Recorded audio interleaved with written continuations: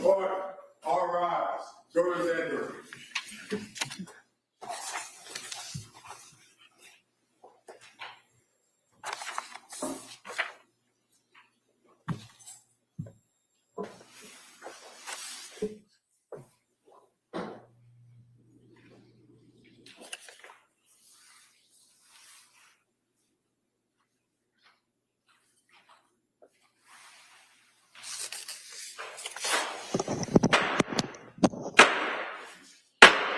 Hey, all persons having anything to do before the Honorable William Sullivan, Justice of the Superior Court, now sitting within four of the Commonwealth. On the 8 of your attendance, and you shall be heard. God save the Commonwealth of Massachusetts. This court is now in session. Please be seated. Yes, please. Honor, before the court today, we have the continuation of the jury trial in the matter of Commonwealth versus Lindsay Clancy. Ms. Clancy is present. She is represented by Attorney Kevin Reddington. The Commonwealth is represented by Assistant District Attorney Jennifer Sprague and Assistant District Attorney Shannon Buckingham. All right. Well, good morning again. Nice to see everyone. Thank you for being here. What I'm going to do is I'm going to ask you those questions again, and then go over the schedule. Forget we are not, or you are not, sitting this afternoon, okay? And that's not going to change, so you can count on that. So let me ask you at this point, has any member of the jury read, seen, heard, or overheard anything from any source about any aspect of this case that would affect your ability to be fair and impartial as a juror? All right. Next, is there any other serious matter or concern bearing on your service as a juror in this case that anybody needs to bring to my attention? Great. Thank you again for following those instructions. And what we're going to do is we're going to return to the Commonwealth's case. And like I said, we are not going to be, you're not going to be sitting this afternoon. The plan, and I'll double check when we get to that point, would be to return tomorrow at 9 o'clock and pretty much relatively full day tomorrow and probably Friday as well. But I'll double check as we go through that, all right? And I'll let you know as soon as I can if there's any changes to that schedule. So with that, I'm going to ask the Commonwealth to call their next witness. Commonwealth? Thank you. The Commonwealth calls Etan Negri.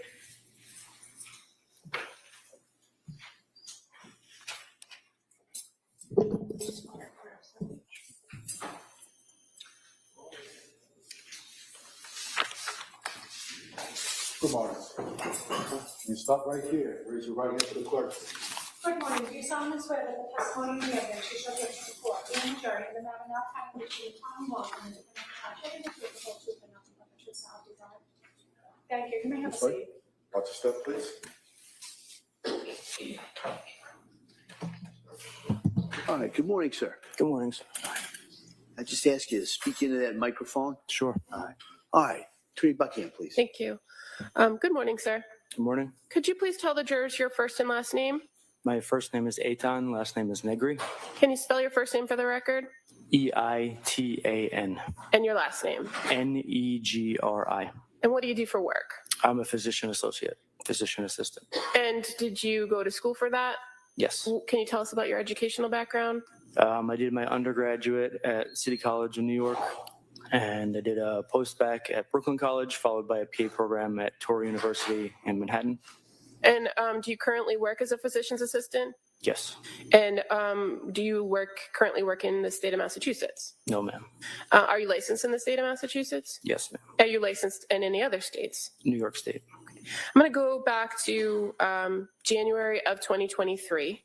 Were you working in Massachusetts then? Yes. And where were you working? Brigham and Women's Hospital. And were you in that same role as a physician's assistant? Yes. And what were you doing? What were your general duties in that role working at Brigham and Women's?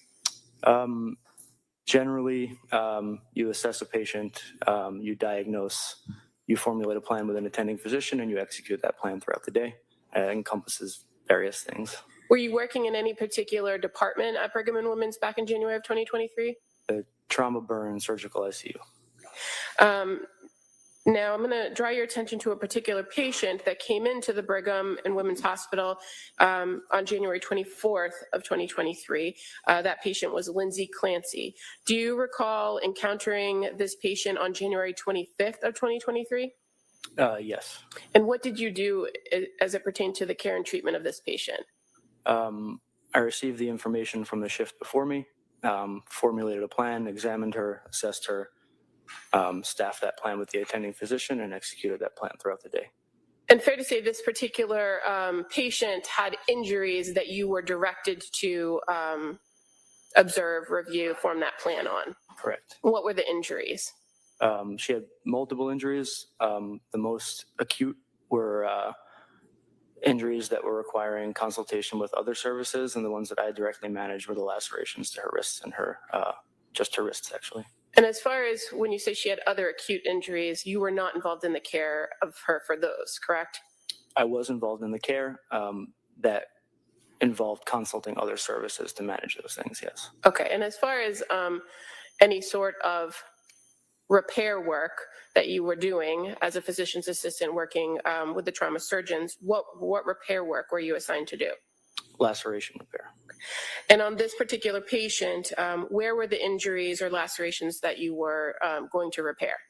She had multiple lacerations on both of her wrists. She had superficial on her neck, which I did not repair.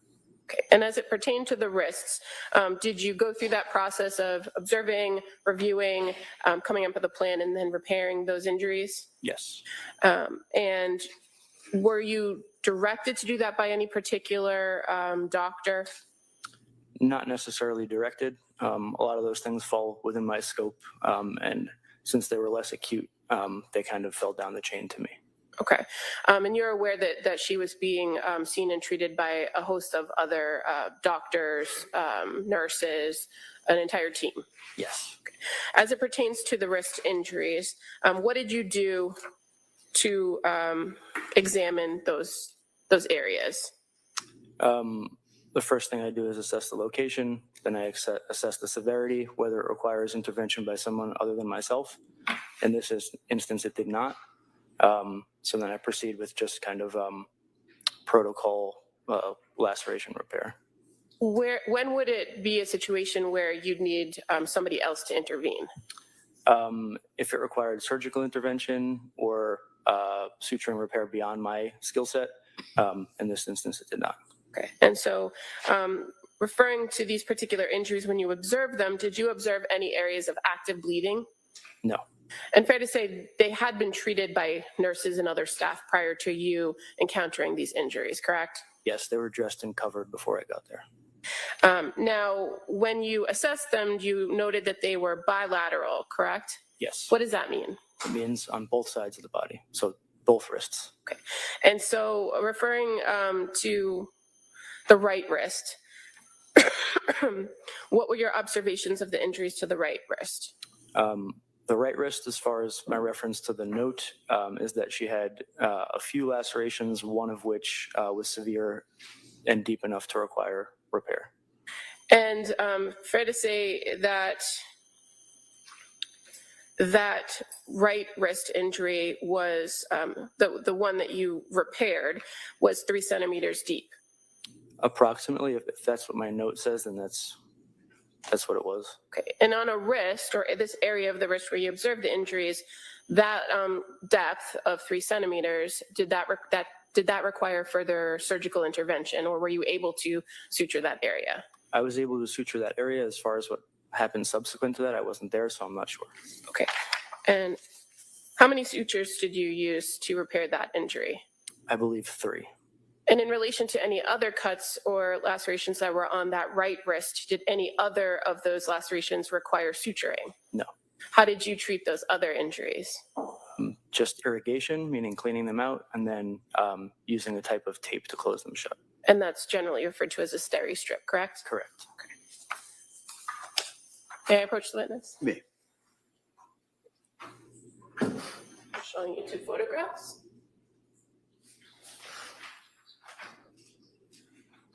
Do those photographs depict the repairs or the sutures that you did on the right wrist of Lindsay Clancy? Yes. I would move to admit these as the next 2 exhibits. All right, those may be admitted. 201 and 202.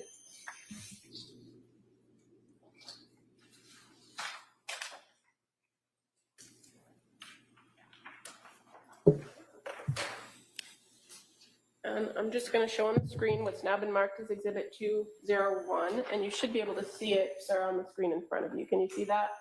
Yes, Okay. And so this is the right wrist, correct? correct. And those black lines in the middle of the photograph are those the sutures that you did. Correct. And just showing you 202, Exhibit 202. These white strips that are all around the injury, are those the steri strips? Correct.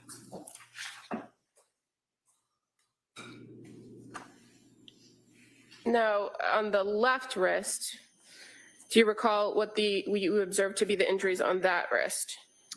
I believe there was a similar laceration, just shorter in length, that required fewer sutures.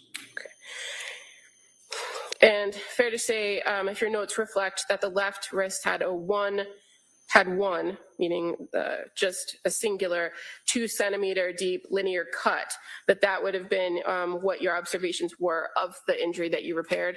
Correct. And how many sutures did that injury require? 1 suture. And were there other areas that you observed that had some sort of laceration?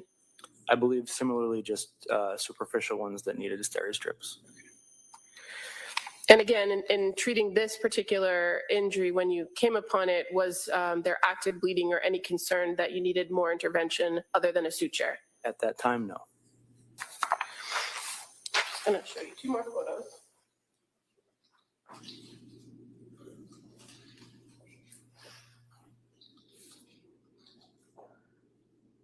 Are those familiar to you? Yes. And are those the suture that you did on the left wrist of Lindsay Clancy? Yes, ma'am. I move to admit these as the next 2 exhibits. All right, that may be admitted, or they may be admitted. I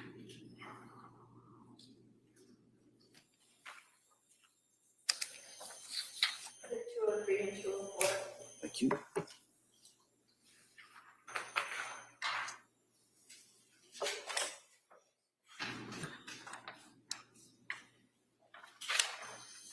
And now again, just showing what's been now marked as Exhibit 203. And you see the injury there on the wrist near the ruler in the photograph. Yes. And Exhibit 204, which is just a closer upshot of that. Is that correct? Yes. And again, you see the white strips. Those are also steri strips that were applied. Correct. Now, in relation to any of these wounds on the right or the left wrist, did you observe the lacerations to go any deeper than the subcutaneous tissue? On my observation, no.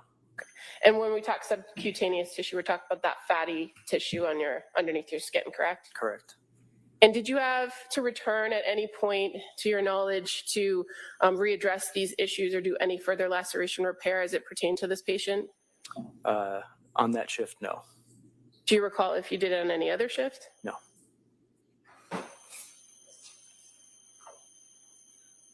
I have no further questions. Thank you. Mr. Reddington. Is it Mr. Negri?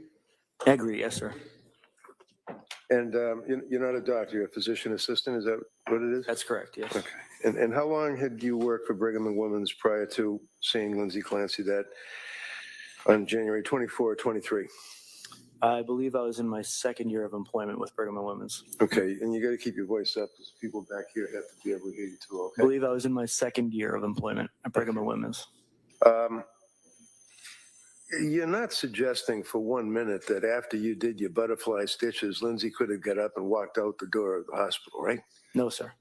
And would you agree with me that, in fact, she was critically ill when you saw her, right? Yes, sir. And she certainly wasn't critically ill from COVID or a flu or something like that, right? No, not to my knowledge. You know that there are notes that are prepared for the records from the hospital. For example, on January 24, 2023, hospital admission form is filled out. Do you know a Dr.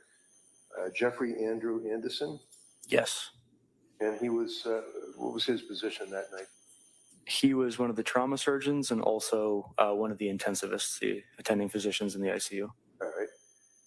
And you've had a chance to review a number of records and photographs with the DAs, I imagine, right? I've reviewed my own procedure note. Okay, so what does that mean? It means I reviewed the note that I wrote myself regarding the laceration repairs. Okay, is that the note that indicates that it appears as though that, for example, on the right upper extremity, there's a 3.5 centimeter deep laceration on the volar aspect of the wrist? I don't believe that I commented saying volar specifically, so I don't know if that's in regards to my note, but I believe my note did say about 3 centimeters deep, yes. Okay, so do you recall indicating in your note that it was superficial laceration, or did you indicate that it was a deep laceration? I indicated that some of them were superficial, and the one that I repaired in particular was 3 centimeters deep. And you've had occasion to speak to the prosecutors on this case, and they've asked you about the superficial injury to her wrist, right? Correct. In addition to the, as indicated on page 75 of the Brigham and Women's Hospital record that I have, and we can fix that with other records if it doesn't coincide. There's a note from Dr. Anderson that the right upper extremity, 3.5 centimeter deep laceration, volar aspect of the wrist. Left upper extremity, 2 centimeter deep laceration on the volar aspect of the wrist. Do you agree with that assessment? Yes, sir. All right. And then you were able to, as you say, clean it up with saline or whatever, and then you stitched up what you had to stitch up, right? Yes, sir. Did you have anything to do with the massive transfusion that she had? No, sir. Do you have anything to do with the treatment of the transected spine that she had, the shattered spine? No, sir. Do you have anything whatsoever to do with the insertion of tubes on both sides of her body and the draining of the blood that had pooled in her middle cavity? Just the management of those tubes after, but not the placement. Okay. So you were there while that was done? I was there managing once they had been placed, but I was not there for the placement of them. Okay, no. But you knew that they were in there, that they were draining Correct. the blood? Okay. And do you know where the blood came from that was in her middle extremity? I don't know specifically. I'd have to refer back to the Okay. imaging reports. In any event, you know that shortly thereafter she coded, right? Yes. Were you there for that? No, sir. And basically, that means that the patient has, in effect, died from cardiac arrest, right? Not necessarily died, but their heart has stopped beating for that And then portion. there's the crash teams and everybody hopefully revives the person, right? Correct. And you guys did that, or they did, and they were successful reviving her, correct?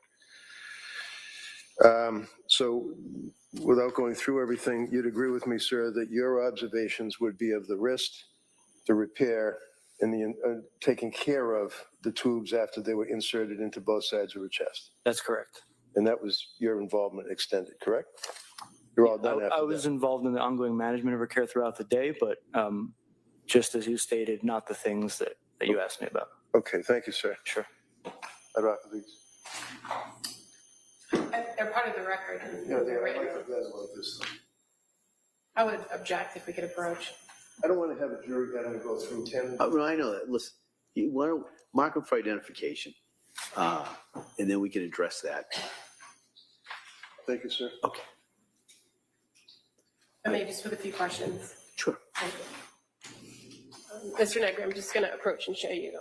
Hold on a second. Is that my? Okay, thank you. All right, thank you. Just show you a page from the records that's labeled Brigham and Women's, page 76. You can hold it in. Specifically, this highlighted area? Yeah, I would direct your attention to the bottom paragraph where it says exam.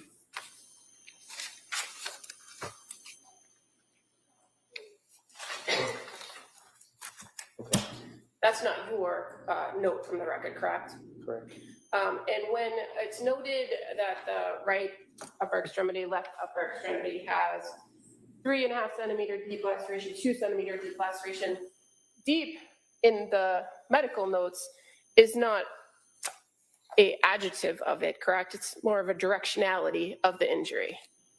It's a description of, basically an objective unit of measure. But when we say deep, it means that it goes down into the skin as opposed to It across the doesn't matter skin. what we say, it's what the records say. I understand, but just, if you could ask that question again. As far as your assessment of injuries, deep goes down in the skin as opposed to across the skin. Correct. And as far as Dr. Anderson goes, you knew that him to be one of the attendings and a trauma surgeon in this case. Were you aware that on January 24th, he had examined these injuries and indicated they did not require repair at that time? I don't recall specifically. I'm sorry. But you came in to repair these on January 25th? Yes. Okay, thank you. Is there anything on that? Oh, thank you, Judge. All right, thank you, sir. Thank you. You're all set.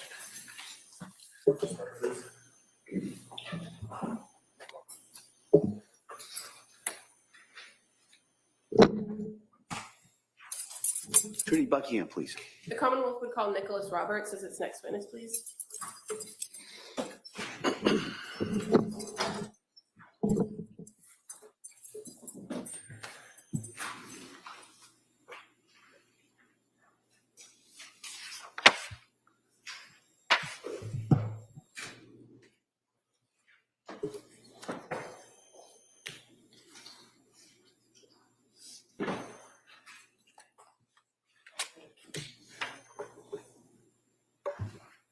Good morning, sir. Can you stop right there and raise your right hand for the clerk, please? Good morning. Do you solemnly swear that the testimony and the evidence you shall give to the court and the jury in the matter now pending between the Commonwealth and the defendant shall be the truth, the whole truth, and nothing but the truth? May I have a seat? What's your step, please? All right, good morning, sir. All right, counsel. Thank you. Good morning. Good morning. Could you please tell the jurors your first and last name It's Nicholas Roberts. and where you currently work? I work for a company called Thermo Fisher. What is that? What do they do? They sell plenty of laboratory-based products, including refrigeration. They sell solvents. They do instruments as well.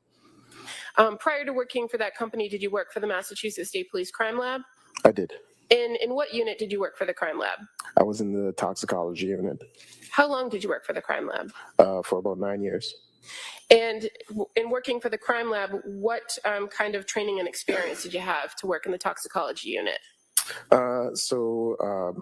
Prior to being hired, I have both a bachelor's and a master's degree in applied forensic science with a concentration in chemistry and toxicology. I also have the master's is in forensic toxicology.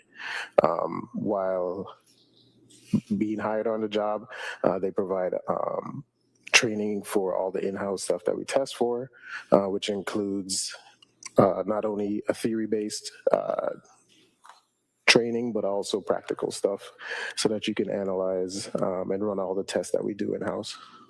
And as far as your work in the toxicology unit, fair to say in January of 2023 or February of 2023, you were what's referred to as a forensic scientist too, correct? Yes. And throughout your time at the Massachusetts State Police Crime Lab, did you have to undergo competency tests and proficiency tests? Yes. And why is that? Why do you have to do that? So mainly it's to I know Hold the on, gentleman, we he's get to go qualified. Hold on. One at a time. Okay. Is there I'm just an saying, objection? I know he's qualified, and I have no problem with his credentials and his All testimony. right. All right. Counsel? Thank you. Sir, in working at the State Police Crime Lab, did you just work in the toxicology unit or did you work in any other units in your time there? no, only in toxicology. Okay. Now, as it pertains to the toxicology unit, fair to say the State Police Crime Lab has a specific set of protocols and procedures that are followed in every case? Yes. And at that time in February of 2023, was the State Police Crime Lab using the batch review process? Yes. And so when the state police use this process, there are a number of different technicians or forensic scientists that work on any given case. Is that fair to say? Yes. And at the end of it, one analyst is responsible for reviewing all the data and authoring a report. Yes. And based on your training and experience, if you're that person reviewing the data and authoring the report, do you have the ability to interpret some of the data in the report? Yes. Or data in the testing, I should say. Yes, we review all the data that is provided within the case file. And did you, during your time at the crime lab in the toxicology unit, stay up to date on various types of drugs and quantifications of those drugs and what that could mean for levels in a person's blood or urine? Yes, they keep us up to date on drugs that are commonly used. So one of the roles in the toxicology unit is for you to report whether substances are detected in blood and urine. Is that fair to say? Yes. And at some points, are you also called upon to interpret the levels of those drugs? So in blood, we report values. So we get concentrations of the different drugs, and we mainly report them in blood. Okay. And as far as the concentration levels themselves, did you have training and experience on interpreting those levels?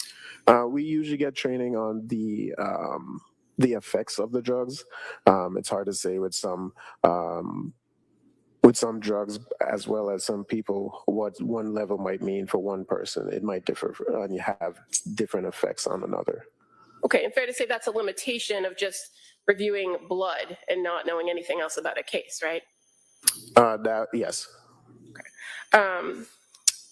At the toxicology unit, at the crime lab, is there a limitation as to how or what types of drugs can actually be quantified or given concentration levels? Yes, we only quantify certain drugs. And what happens if there are other drugs present and there's a request for quantification or concentration levels? What does your lab do with that? Usually they're sent out to another lab in order for testing. And are you familiar with the NMS lab?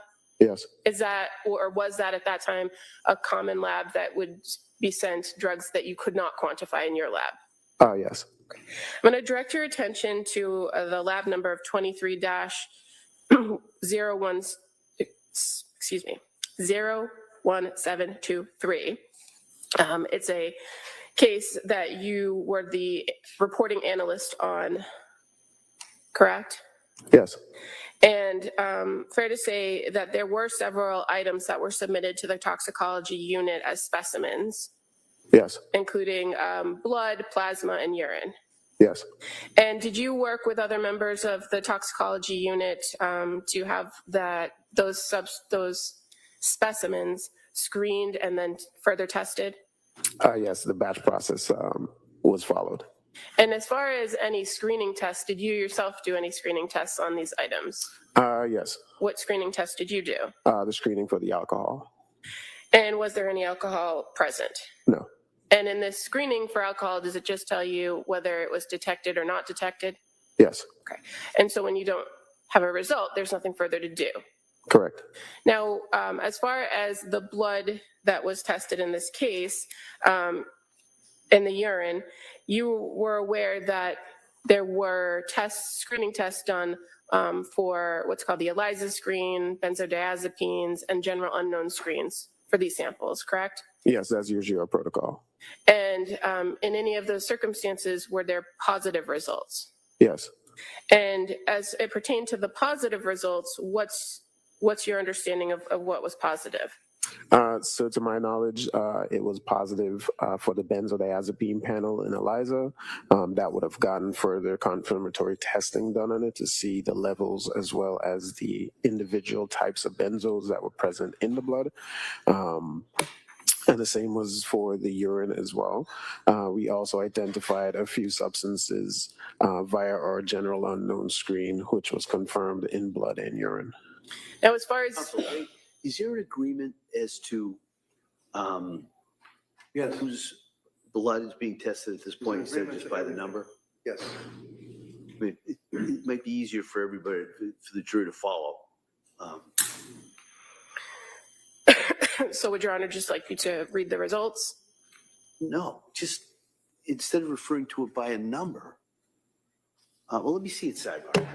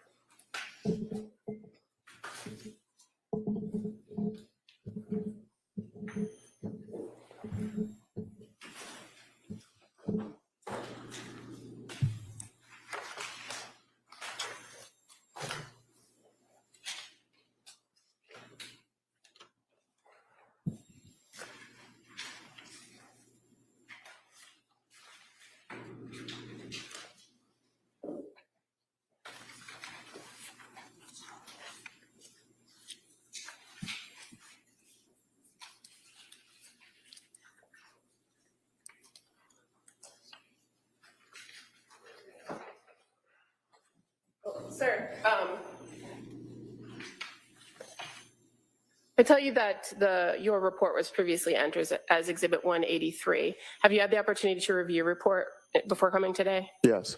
And so the lab number that we've been referring to, you're aware that the person associated with that lab number was actually a woman by the name of Lindsay Clancy. Yes. Okay. Now, as far as the testing that was done, you received results to the positive benzodiazepines in the screen, and then it was confirmed, correct? Correct. How many benzodiazepines were present? There were at least 4 or 5. Okay. And were you able to get concentration levels from the blood samples after that screen and the confirmatory tests? Yes. And again, already in evidence, but the toxicology report for item 10-101 on the blood with those benzodiazepines, there's diazepam, correct? Yes. Norodiazepam, Yes. oxazepam, Yep. temazepam, Yes. and lorazepam. Yes. And as far as your review of the testing on those substances and the concentration levels, did anything about any of those levels stand out to you as far as based on your training and experience? Only that they were reportable. Okay. Are you familiar whether they're in any sort of therapeutic level for any of those drugs? I'm not sure. Okay. You mentioned there were also other substances that were detected in the general unknown screen, correct? Yes. And that would have been mirtazapine, lamotrigine, quetiapine metabolite, and trazodone. Yes. And was your lab able to get concentration levels for those? No. And so what did you do, or what was done with the samples or the specimens as it pertained to those substances? To my knowledge, they were sent to NMS labs.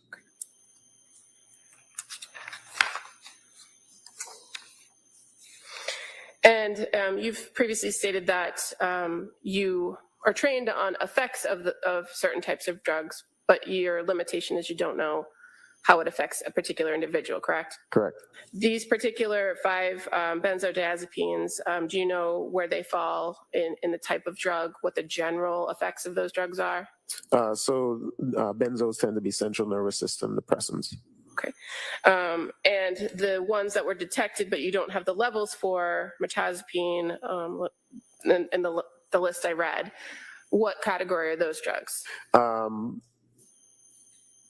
Those tend to also be central nervous system depressants. Quetiapine in particular is usually known to treat bipolar disorder, schizophrenia. And as it pertains to the presence of the 5 benzodiazepines, your testing is limited in that you don't know whether that was from one medication or multiple medications, correct? Correct, because the nordiazepam, oxazepam, and temazepam tend to be metabolites of diazepam.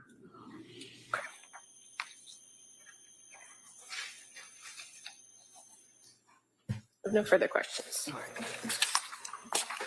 Are you ready? Morning. Morning. How you doing?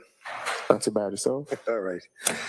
Just a couple of brief questions. First of all, this would be a blood sample that was taken from Lindsay on a particular, like one day. This is not a panel of a bunch of different samples, right?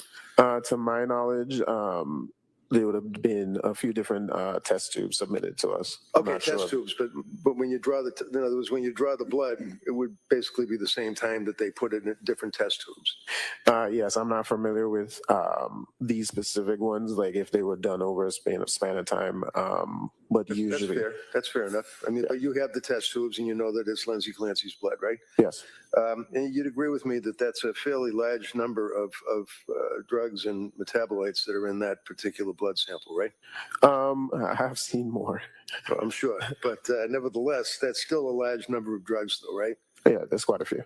And you don't know, as a working your job for the state police at that time, you don't know how many of these drugs are coming from scripts, prescriptions, and things of that nature, right? No.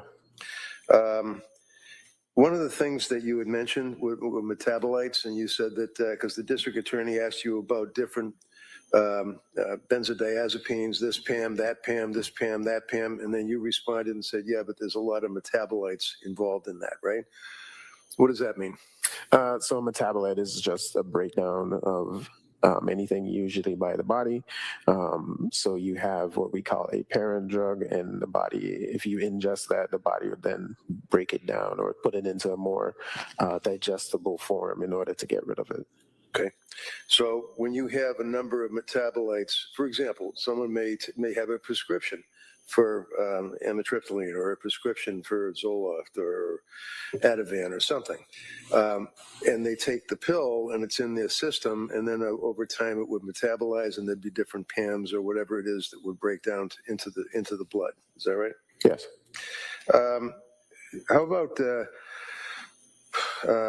tetrahydrocannabinols, THC, marijuana? What was the level on that? To my knowledge, we didn't find any. No marijuana, right? Correct. Thank you very much, sir.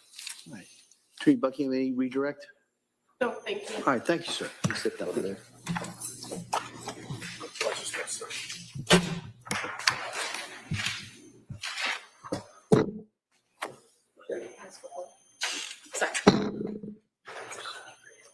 Yeah. All right. Come on. Your Honor, at this time, upon agreement, I'd ask to admit as the next exhibit, just a chart that the parties have agreed upon that lists the brand names of some of the drugs that have been spoken about throughout the course of the trial, as well as what they were also known as for the ease of the jurors. All right. Yes, that's by agreement, Judge. All right. All right. So by agreement, that may be admitted.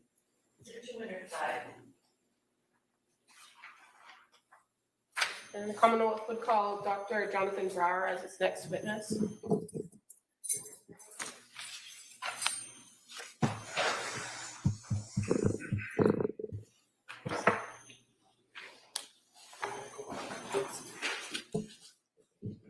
Good morning, sir. Morning. Can you stop right here, raise your right hand for the clerk, please? Good morning. Do you solemnly swear that the testimony and the evidence you shall give to the court and the jury without no comment between the Commonwealth and the defendant shall be the truth, the whole truth, and nothing but the truth? Thank you. You may have a seat. Watch your step, please. All right. Good morning, Doctor. Good morning. All right. Ask you to keep your voice up so the jury can hear you. And with that, counsel. Thank you. Good morning, sir. Can you please tell the jurors your first and last name? It's Justin Brower, Brower. And what do you do for work, sir? I'm a forensic toxicologist for NMS Laboratories. And where is that laboratory located? The laboratory is located in Horsham, Pennsylvania, just north of Philadelphia. And what does your laboratory do? We are a reference laboratory. We do postmortem work, clinical work, and forensic drug work. So primarily my role is on the forensic side. I'm a forensic toxicologist.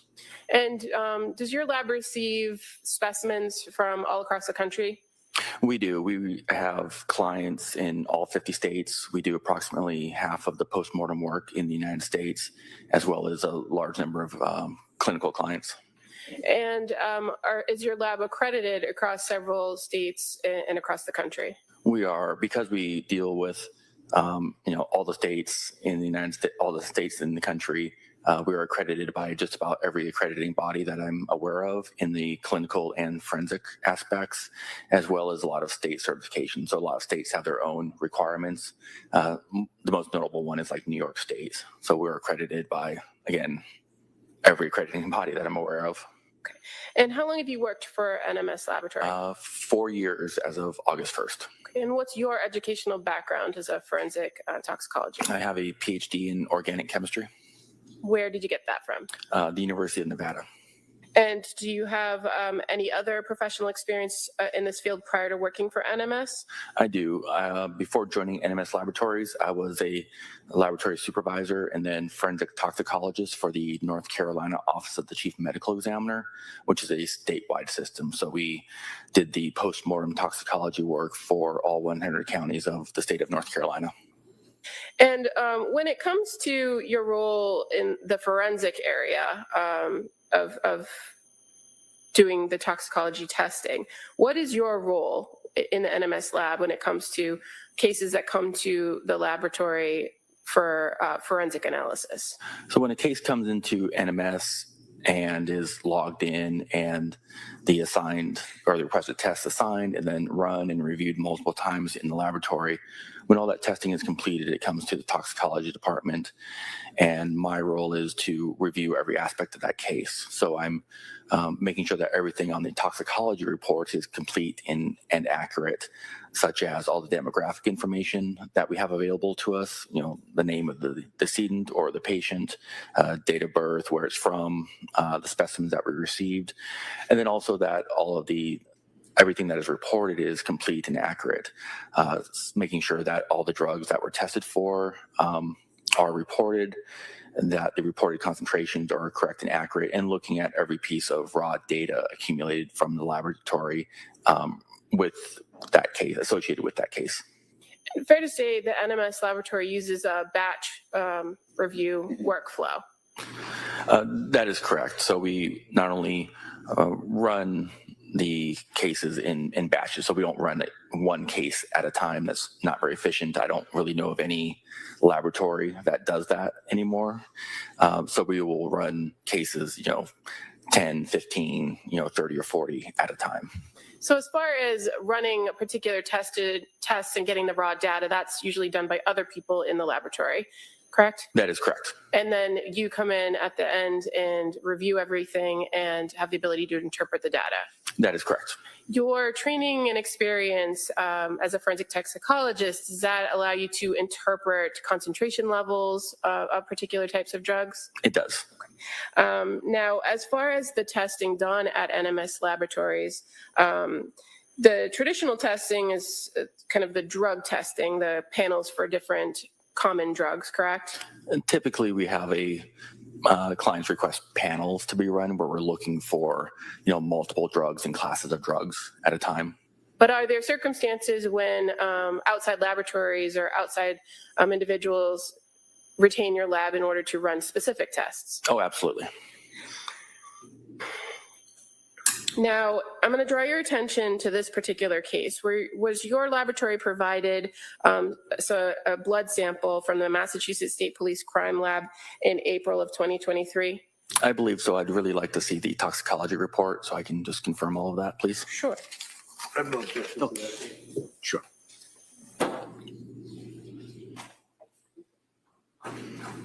Thank you so much. You can hang on to that. That's fine. Okay. Correct. We received the specimens on April 7th, 2023. Okay. And it came from the Massachusetts State Police Crime Lab? No. I don't know where they were initially sent from, but the client or the submitting agency is the District Attorney's Office of Plymouth. Okay. Now, as it pertains to the requested testing that was done, was it that panel that you described, or was it more specific testing? This is what we call direct testing, where they requested just 4 specific drugs to be tested for. And what were the 4 specific tests requested? Lamotrigine, mirtazapine, quetiapine, and trazodone. Are you familiar with those substances or those drugs? Yes, ma'am. Okay. And you reviewed all of the data and information done at your lab in regards to these tests, correct? Yes, ma'am. Were they able to identify concentration levels in the sample that was submitted for each one of those 4 substances? Yes, ma'am. And for the first, can you tell us what the result was? Would you like me just to run down the list? Sure. Okay. We detected lamotrigine in a concentration of 6.1 micrograms per milliliter, mirtazapine at a concentration of 200 nanograms per milliliter, quetiapine at a concentration of 1,800 nanograms per milliliter, and trazodone at a concentration of 0.44 micrograms per milliliter. And these were all in blood. In blood. And so with each drug that you just listed, are you familiar with what the common name is for the drugs? I'm not always that great with common names, but I can wing it. Okay.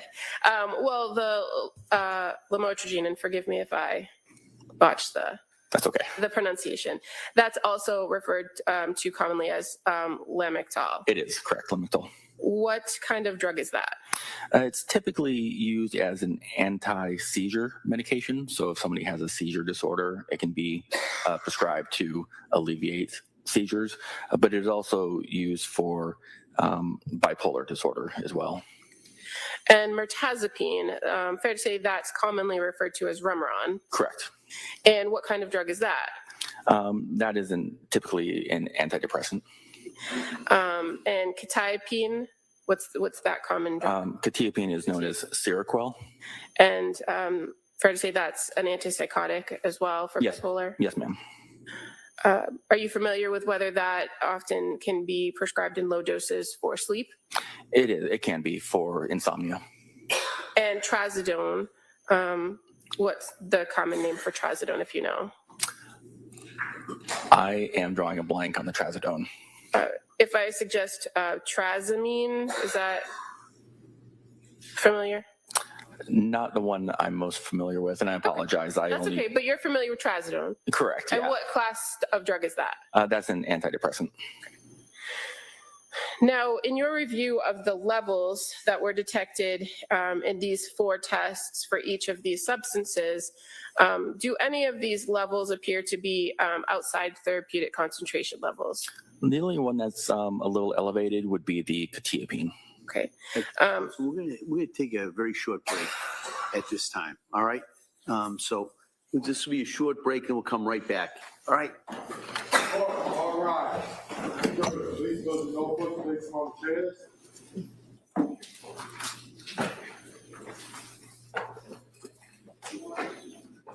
This way, please.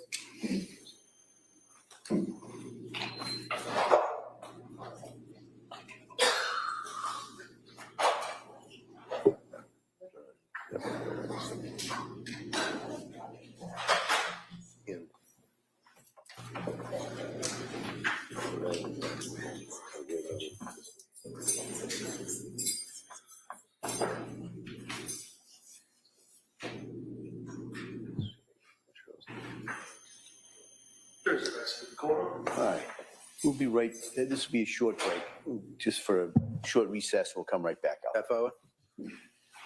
Hopefully not. Yeah.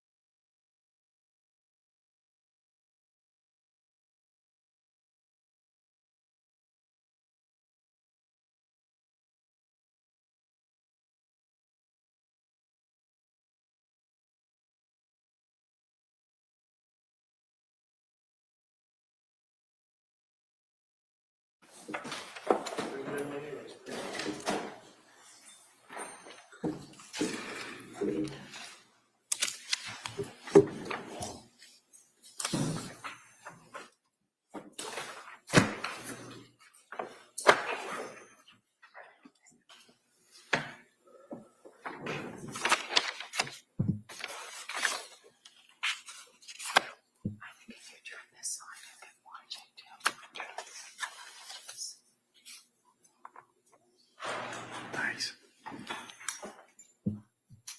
Court, all rise. Jurors enter.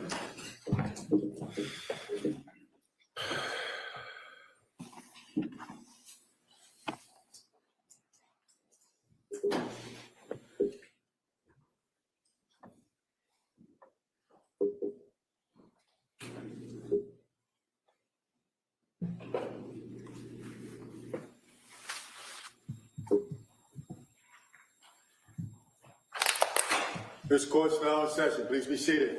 All right, purpose of the record, we return back to the trial of Commonwealth versus Lindsay Clancy. All parties are present, including Ms. Clancy and including the 18 jurors. All right. Counsel? Thank you. Dr. Brower, before we broke,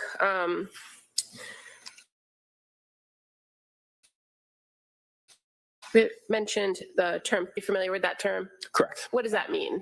It's the typical concentration that one would achieve when they're taking the medication or drug as indicated by their prescriber. And are you familiar with toxic concentrations or suicidal concentrations? I am. And what does that mean? Those are concentrations that could lead to adverse events and potentially death. Now, in relation to the 4 substances that were tested at the NMS laboratory, you identified the levels for each of the 4 substances. Were any of those concentration levels considered within therapeutic concentration? It would all be in what I would say a therapeutic concentration, except maybe the quetiapine, which is slightly elevated. Okay. And in your experience as a forensic toxicologist, have you had the occasion to review cases, postmortem cases in which suicide was a mechanism of death where the person consumed medication? Absolutely, yes. And so that level of the quetiapine at the 800 nanograms per milliliter, would that have been in that toxic or suicidal level? No, ma'am. Would you generally expect to see that significantly greater in a suicide case? Typically, quetiapines in suicide cases might be in the, close to 10,000 nanograms per milliliter. Usually people take handfuls of pills when they're trying to harm themselves and take their own life, and this is not consistent with that. Now, are you also familiar in your training and experience with the class of drugs called benzodiazepines? Yes, ma'am. And do you have the occasion to interpret data as it pertains to concentration levels for those? Every single day. And as far as the substances diazepam, noradiazepam, oxazepam, temazepam, lorazepam, you're familiar with those? I am. And it's fair to say noradiazepam, oxazepam, temazepam, those are all metabolites of diazepam? Typically, yes, ma'am. And what's the common name for diazepam? Valium. If I show you what's been marked as Exhibit 183 already.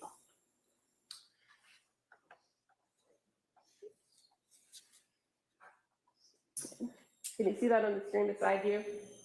I can, yes. Okay.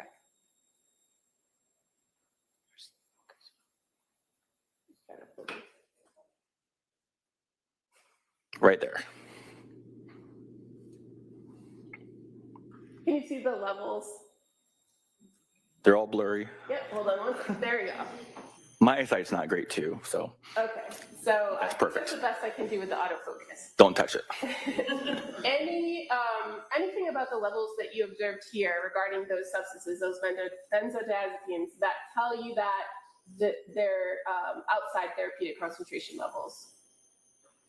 The diazepam and the nordiazepam, oxazepam, and temazepam metabolites, the diazepam looks to be sub-therapeutic, meaning lower than what is typically expected from a therapeutic dose. Most therapeutic doses of diazepam, which is an anxiolytic drug or an anti-anxiety drug, are typically 200, 250 thereabouts nanogram per milliliter. The lorazepam, depending upon the dose, could be a therapeutic concentration, if not maybe a little bit lower than expected. Okay, thank you. Now, when you're reviewing these cases as the reporting forensic toxicologist, are there limitations on what you can say about the effects of these types of medications? We can speak as to the general effects that drugs can have on the general population, but we try to restrict ourselves from saying with absolute certainty that a drug will have this effect on this specific person, because we just aren't there to witness their behavior.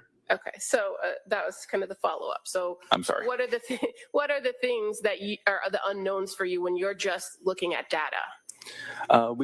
When we say that we can't do toxicology in a vacuum. You can't know everything about the case just by looking at numbers on the toxicology report and drugs on a toxicology report. You need other information to have an informed opinion. In the postmortem world, that would be the investigation itself, the history of the case, the scene findings, interviews with, families and friends of the decedent, as well as autopsy findings as well. In a case like this, where it's not a decedent and the person is alive, you still need to know some facts of the case, some sort of history of the case, like what happened. So just numbers on a page, you can just make very generalized types of opinions, such as that looks to be therapeutic, it looks to be high, it looks to be low, and then again, just the general effects on the drugs on people.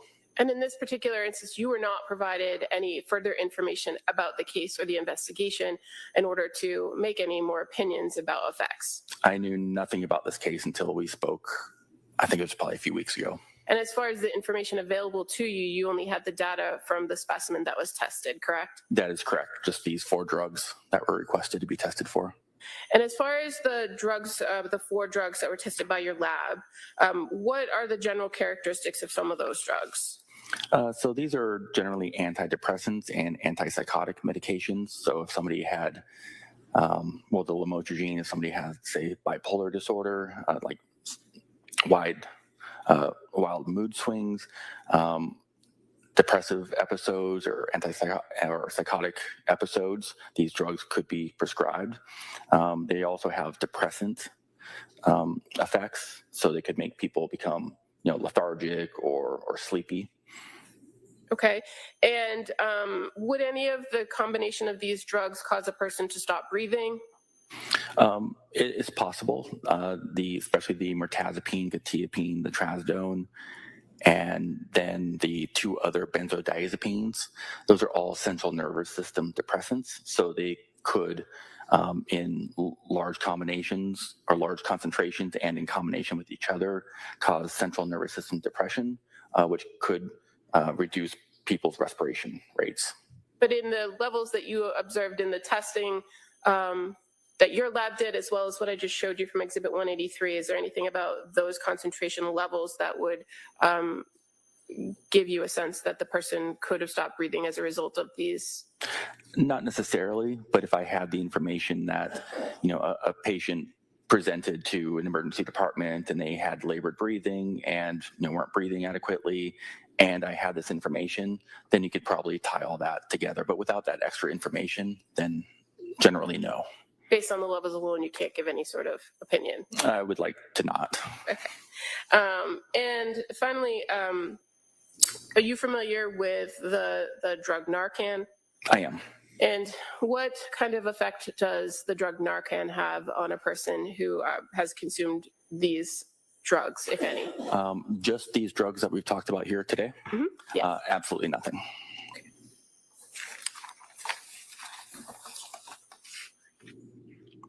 Can you explain to us why it is that Narcan wouldn't have an effect? Narcan is an opioid overdose reversal agent. It is an opioid antagonist. So it binds to the opioid receptors. So it doesn't allow other opioids like, say, fentanyl or oxycodone to bind to those receptors to have to exert its effects. So it only works on opioids. None of these drugs work on the opioid receptors, so Narcan would have no effect whatsoever on these drugs. Okay, thank you. Attorney Reddington. Good morning. Dr. Brower, so one of the things that you had mentioned is that you, and I think I would quote you, I would like not to give an opinion without basically the underlying facts. In other words, what you're saying is that the numbers alone do not tell the tale of what happened to a particular individual, right? Correct. They don't tell the entire story. Right. And you're, for NMS Laboratory, you were retained or working for the DA's office, these people here, right? That was the submitting agency, correct. And they certainly were not constrained from picking up the phone and calling you and telling you that this is blood from a woman that threw herself out a window and tried to kill herself after cutting her wrists and her neck. They could have told you that, right? Well, overall. It's possible that does happen in rare occasions in high-profile cases. Right. And so that would have been something, for example, the facts that you wanted to know, that you would have liked to have known to kind of round out your opinion about the actual level of the drugs in the blood that you examined, right? It's not necessary. Well, it's not necessary, but you did indicate that you would like to not give an opinion without the facts. Correct. Okay. Today. From the witness stand. Correct. I don't have all the information. Of course. And the word therapeutic, is that consistent with, in other words, the treatment level of a particular narcotic or drug in the blood? Correct. It's the concentration of the drug in the body to elicit an effect or the desired effect.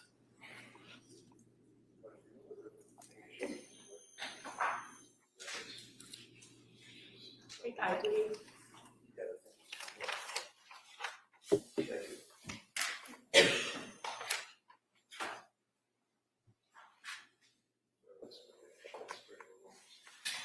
One was that I introduced the NMS labs. Oh, NMS laboratory records that I introduced, that they were marked for ID.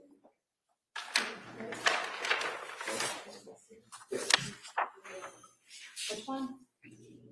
Not yesterday.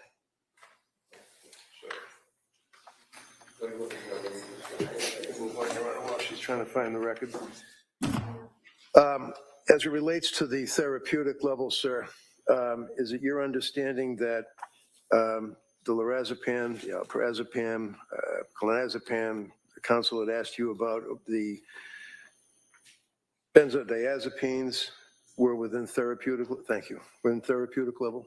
I'm sorry, I had trouble hearing you. Yeah, I'm sorry. They were within therapeutic level? I'm sorry, could you repeat the entire question? Sure. What is lamotrigine? Lamotrigine is typically used as an anti-seizure medication and could also be used for bipolar disorder. Okay. Do you have the results for your lab in front of you? Yes, sir. Toxicology? Yeah, you can read along just so you can refresh your memory if it helps.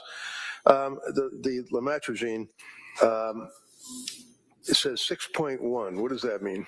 6.1 micrograms per milliliter. So there were 6.1 micrograms of lamotrigine per milliliter of blood. All right. Is that above therapeutic, below therapeutic, or therapeutic? It's right in the middle of the therapeutic range. So if somebody had a prescription, for example, for that narcotic or that drug, then they were taking the drug according to the recommended dose, right? And that's what it would appear to me if they were prescribed it, correct? How about the mirtazapine? The mirtazapine also looks to be probably used appropriately as prescribed. And you need a prescription for that, don't you? Yes, you need a prescription for all four of these drugs. Okay. And is there another name for mirtazapine? Remeron. Remeron. All right. And what is the purpose, or what do you use Remeron for? It's an antidepressant. How about the quetiapine is the number 3? The quetiapine is also known as Seroquel, and that is generally used as an antipsychotic. And what does that mean when you say an antipsychotic? What does that mean? So somebody has psychotic episodes, say like hallucinations or just not seeing reality like quote normal person would, they could be prescribed quetiapine as an antipsychotic to try to kind of level out their brain chemistry. And what was the result on the quetiapine? 1,800 nanograms per milliliter. Now, is that within therapeutic? Is that below or high? It looks high to me, depending upon the dosage. Okay. And trazodone is the next one. What is that? Trazodone is also an antidepressant. And what's the result on that? Oh, I'm sorry, 0.44 micrograms per milliliter. Okay. And is that therapeutic, below therapeutic, or above therapeutic? I would say that's a therapeutic concentration. Okay, so basically, with the exception of the quetiapine that was 1,800 nanograms per, what is a nanogram? What does that mean? Nanograms per milliliter, what does that mean? It's a very, very small amount. It's 1/1,000,000th of a milligram. Okay, and that's how you measure the quantity of a particular substance that would be in a person's blood, correct? In the blood, correct. So on the quetiapine at 1,800 nanograms per milliliter, that's the only one that was not therapeutic. That was a little higher than therapeutic. Is that correct? Correct. It's approximately maybe double what you might expect. So it's, when I say it's a little elevated, it's not in a concentration that I would consider to be necessarily toxic or lethal. Okay.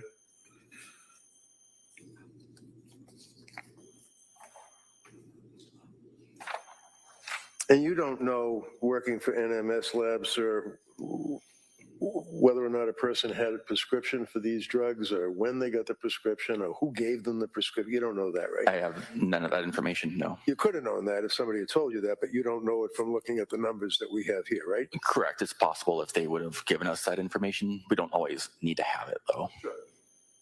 All right, this is what I offered for Dale's objective. Can I just see it again first? Oh, sure.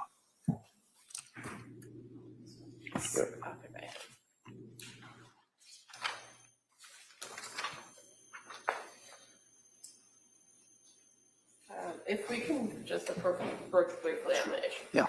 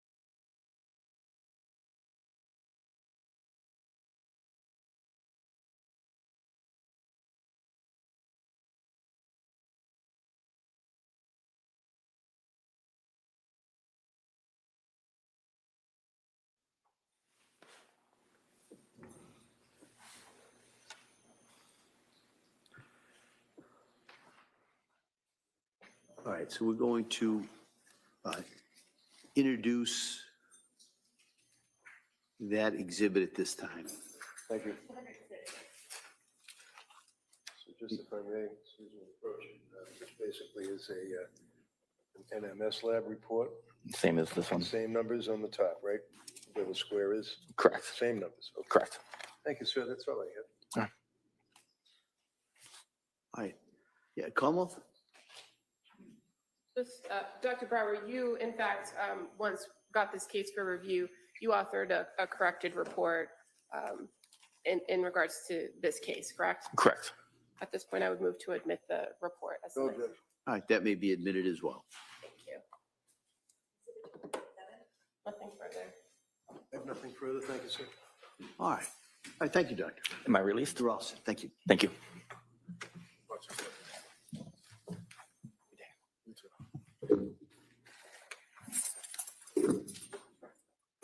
Your Honor, prior to the next witness, the Commonwealth would move to submit 4 stipulations the parties have entered into. The first being a stipulation regarding DNA known standard samples. The second being a stipulation regarding DNA evidence for the blue exercise band and the red-brown stain on the basement floor. The third being the stipulation regarding DNA evidence for the yellow exercise band and the black exercise band. And the fourth being a stipulation regarding DNA comparisons for the blue exercise band and the red-brown stain in the basement. That's right. We don't need to have all those witnesses. All right, so those stipulations may be entered as exhibits.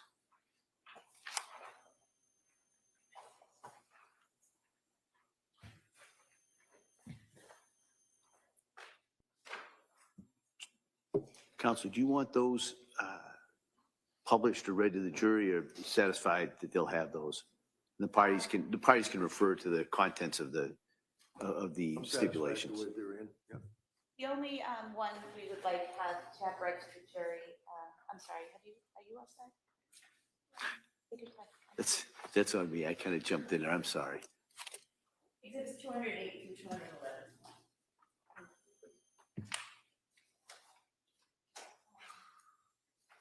Would be the exhibit 211, the stipulation regarding the comparisons for the blue band and the red-brown stain.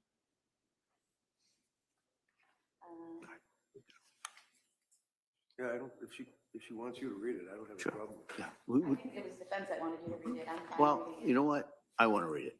Okay. All right, so that's what we'll do. All right, so members of the jury, remember, I think it was yesterday or the day before, I talked a little bit about those stipulations. So the same instructions. All right, these are facts that I'm going to read that the parties have agreed to, that you can rely on in arriving at your verdict at the end of this case. This is one of 4 that was just introduced. You'll have all 4 of them with you back in the jury room when you deliberate. But so let me just read this one stipulation.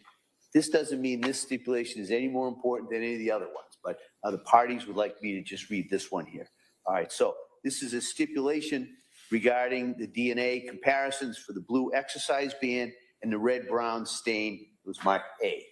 Now, in the above captioned matter, the parties agree to the following facts as it pertains to the DNA comparisons for the blue exercise band and the red-brown stain A in the basement. Number 1, forensic scientist Emily Oliver reviewed and interpreted the data relating to the question items, parentheses, item 2-4, blue exercise band, and item 3-3, the red-brown stain A from the basement floor, close parentheses, and conducted comparison analysis to the known standards in this case. Number 2, the parties agreed to the following conclusions regarding comparison analysis of these items. A, item 2-4.1.1, sample from the ends of the blue exercise band. The DNA profile was interpreted as a mixture of 3 contributors. There are 5 individuals who have a likelihood ratio that indicates an inclusion in the profile. They are Dawson Clancy, Callan Clancy, Cora Clancy, Lindsay Clancy, and Patrick Clancy. B, Item 2-4.2.1, sample from the middle of the blue exercise band. The DNA profile was interpreted as a mixture of 3 contributors. Callan Clancy is included as a major contributor. And C, item 3-3.1, sample of swabs from the red-brown stain A on the basement floor.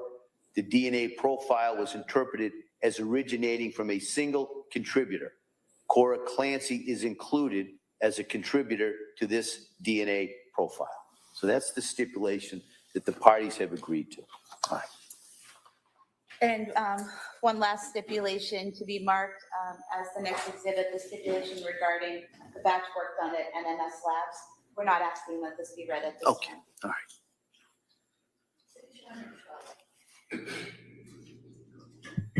The Commonwealth would call Katerina Stashin.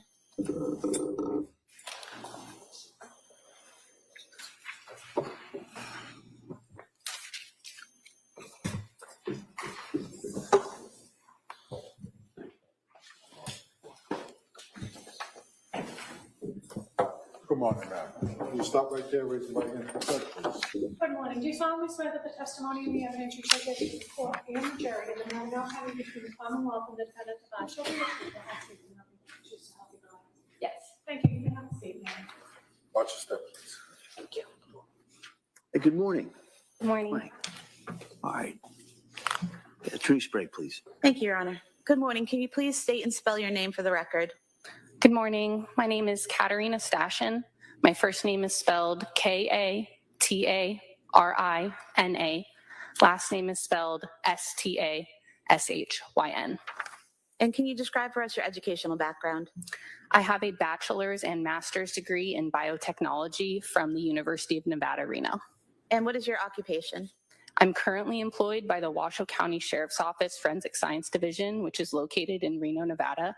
I'm a criminalist in the biology and forensic investigation sections.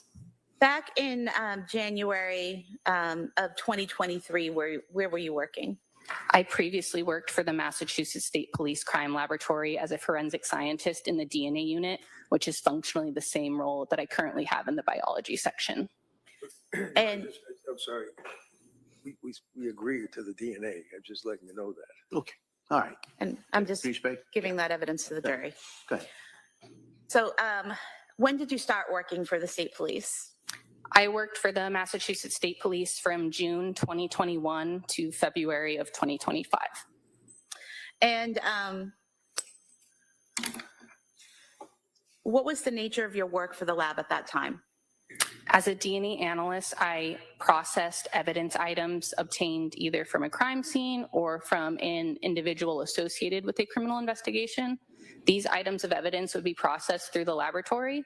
I then would perform interpretations, comparisons as needed, write reports. I also could perform administrative reviews of other analysts' work and provide expert witness testimony as needed. And part of your employment at the Massachusetts State Police Crime Lab, did you take competency tests and proficiency tests to guarantee that you were capable and proficient in the areas you were working? Yes, I took both competency tests after my training and proficiency tests throughout my career at Massachusetts and at my current role. And have you passed all of those tests? Yes, I have passed all competency and proficiency tests that I've taken so far in my career. Can you tell us what is DNA?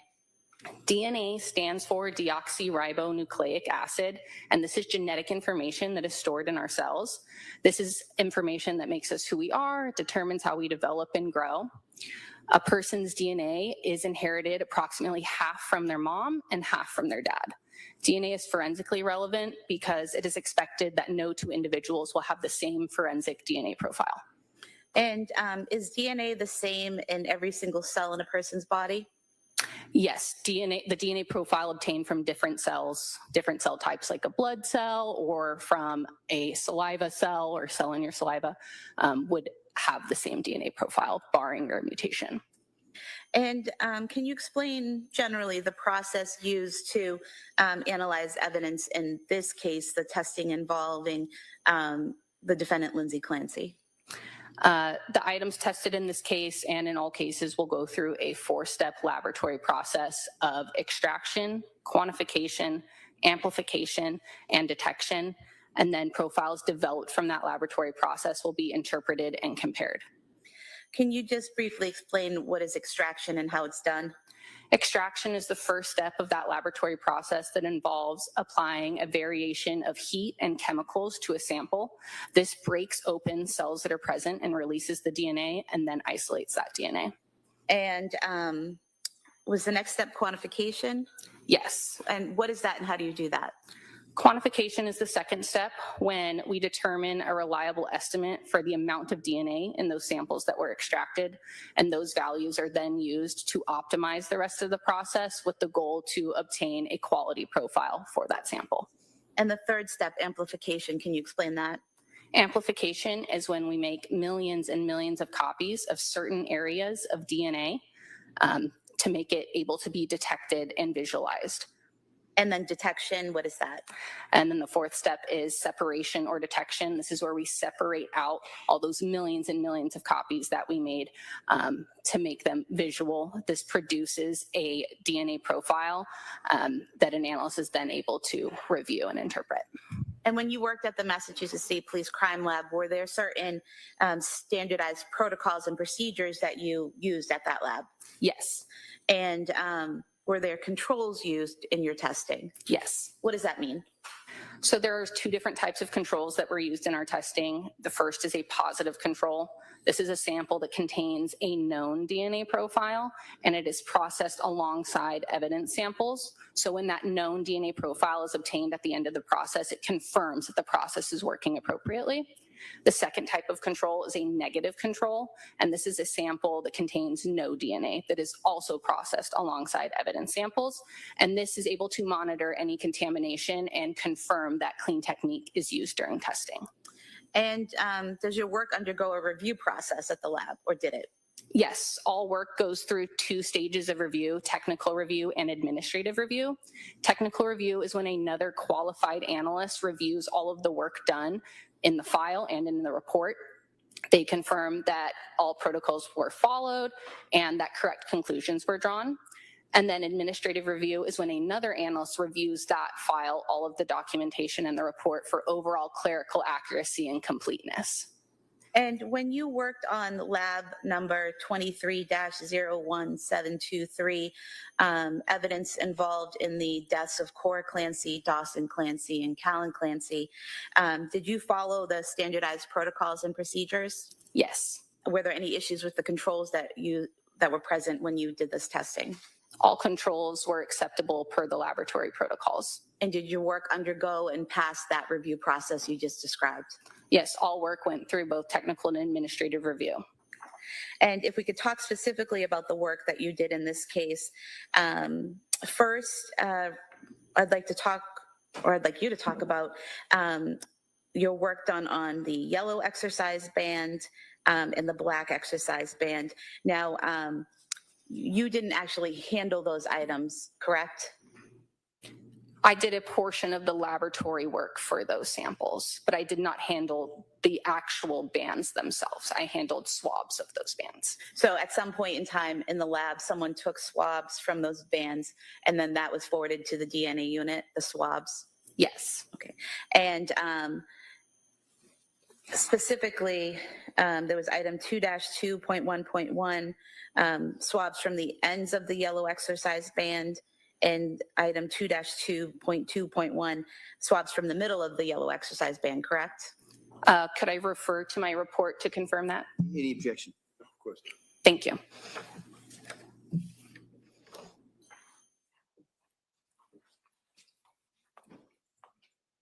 Yes. And when doing your comparison work, did you also use some DNA profiles that had been generated in the lab for Dawson Clancy, Cora Clancy, Callan Clancy, Patrick Clancy, and Lindsay Clancy? Yes, I utilized known standards that were developed from those individuals. And known standards, are those basically the DNA profiles for each of those individuals? Yes, known standards are samples collected directly from a known individual for comparison purposes.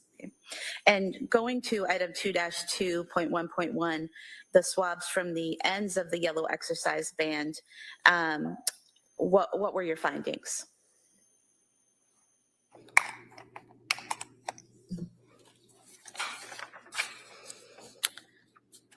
So I'm going to start with a general statement for this report as a whole.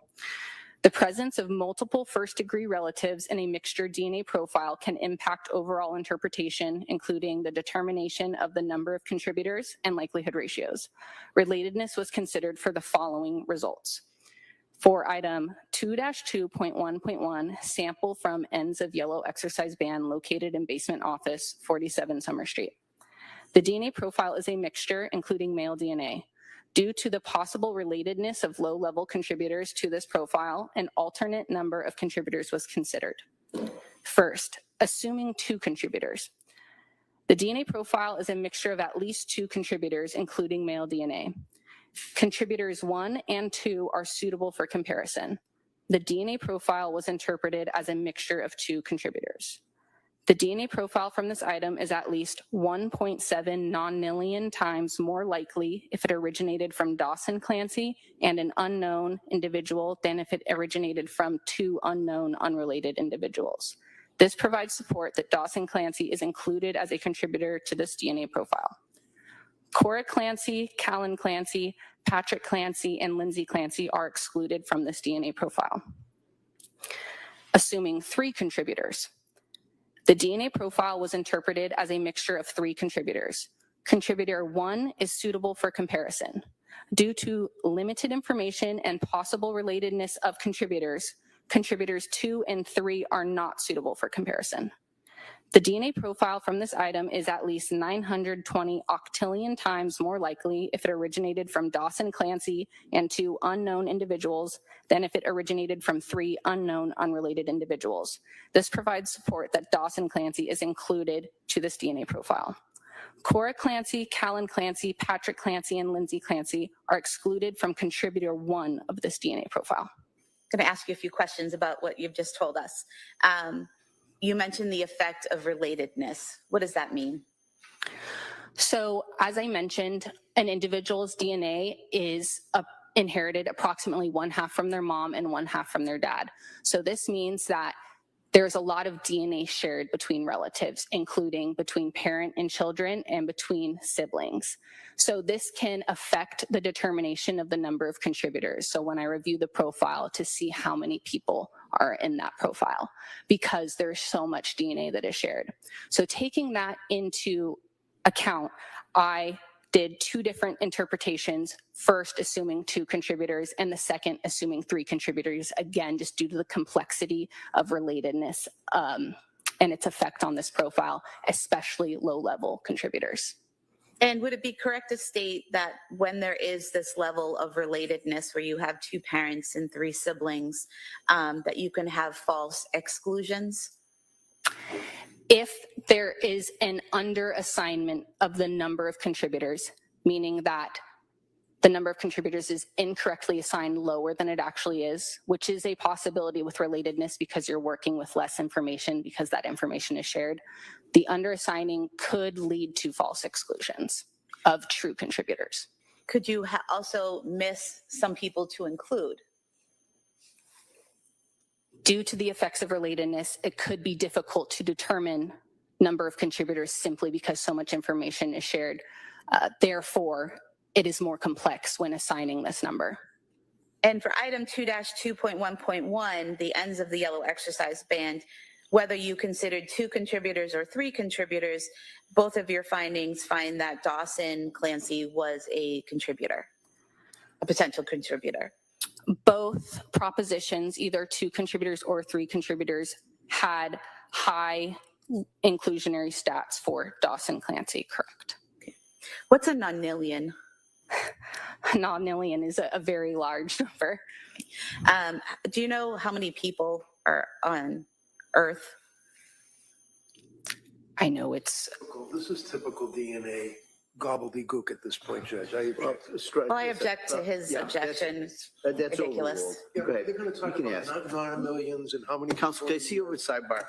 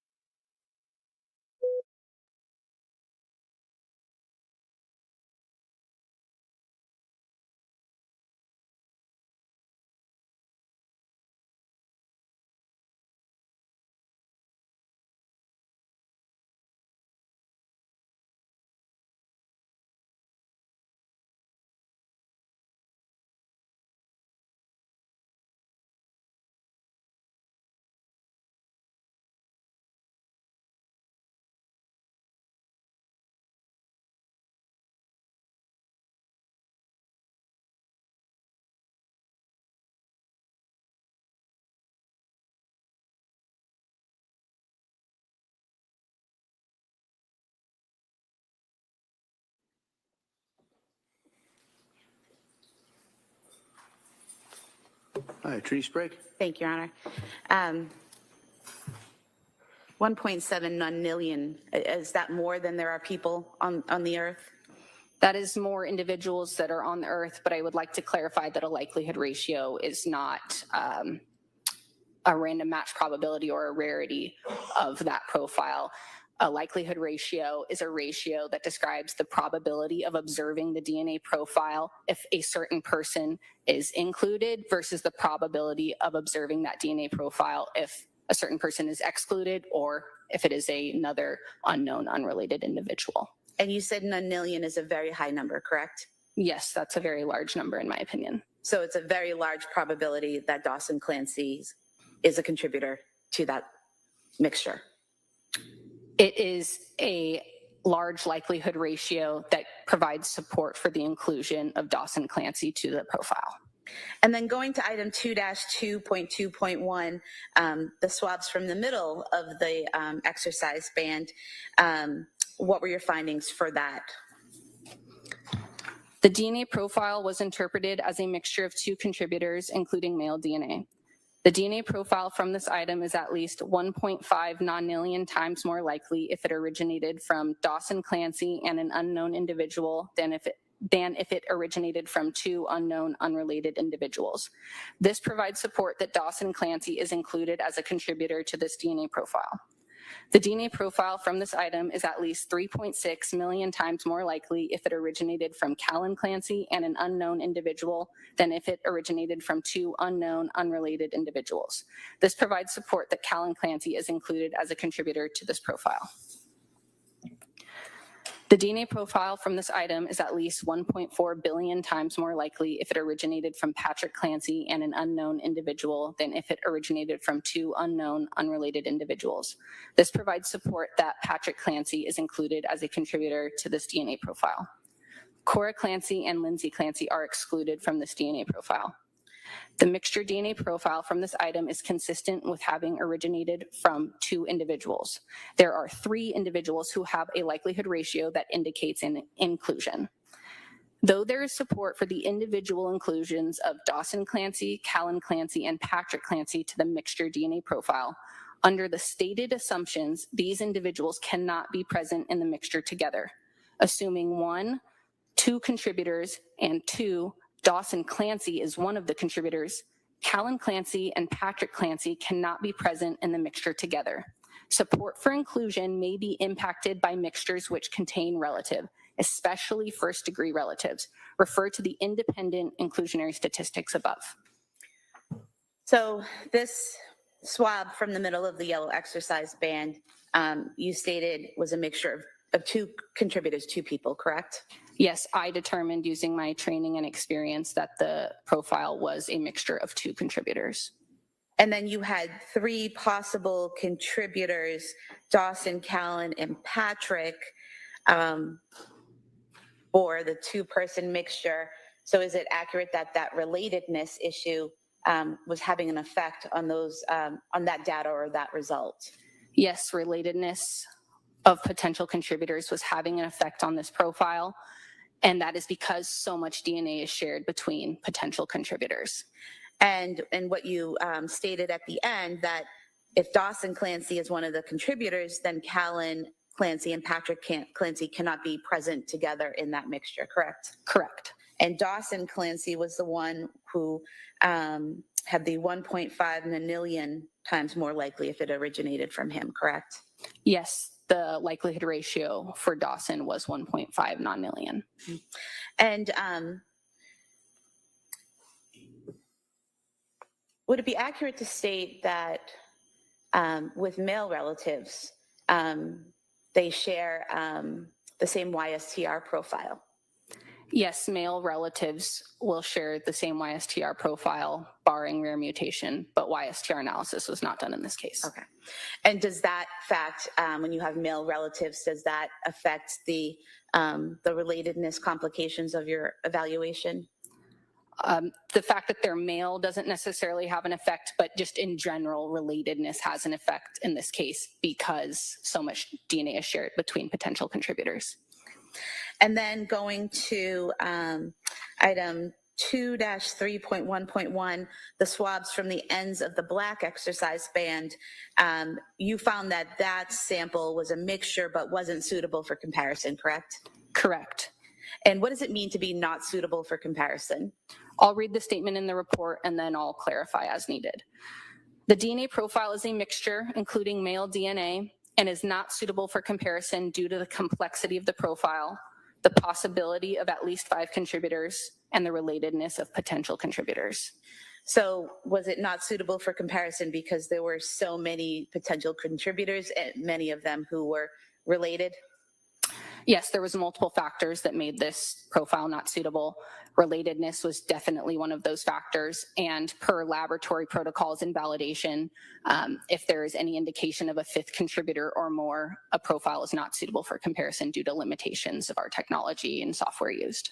Okay. So basically, if you're examining a profile and it looks like there's 5 or more, your work stops because of the limitations of your equipment. Correct. And then going to item 2-3.2.1, the swabs from the middle of the exercise band, what were your findings there? The DNA profile was interpreted as a mixture of 3 contributors, including male DNA. The DNA profile from this item is at least 870 trillion times more likely if it originated from Dawson Clancy and 2 unknown individuals than if it originated from 3 unknown unrelated individuals. This provides support that Dawson Clancy is included as a contributor to this DNA profile. The DNA profile from this item is at least 1.6 nonillion times more likely if it originated from Cora Clancy and 2 unknown individuals than if it originated from 3 unknown unrelated individuals. This provides support that Cora Clancy is included as a contributor to this DNA profile. The DNA profile from this item is at least 2,600 times more likely if it originated from Callan Clancy and 2 unknown individuals than if it originated from 3 unknown unrelated individuals. This provides support that Callan Clancy is included as a contributor to this DNA profile. The DNA profile from this item is at least 220,000 times more likely if it originated from Patrick Clancy and 2 unknown individuals than if it originated from 3 unknown unrelated individuals. This provides support that Patrick Clancy is included as a contributor to this DNA profile. The DNA profile from this item is at least 11 times more likely if it originated from Lindsay Clancy and 2 unknown individuals than if it originated from 3 unknown unrelated individuals. This provides limited support that Lindsay Clancy is included as a contributor to this DNA profile. The Massachusetts State Police Crime Lab DNA Unit validation studies showed inclusions for known non-contributors in the likelihood ratio range of at least 2 to 1,000. Adventitious support could be attributed to this conclusion.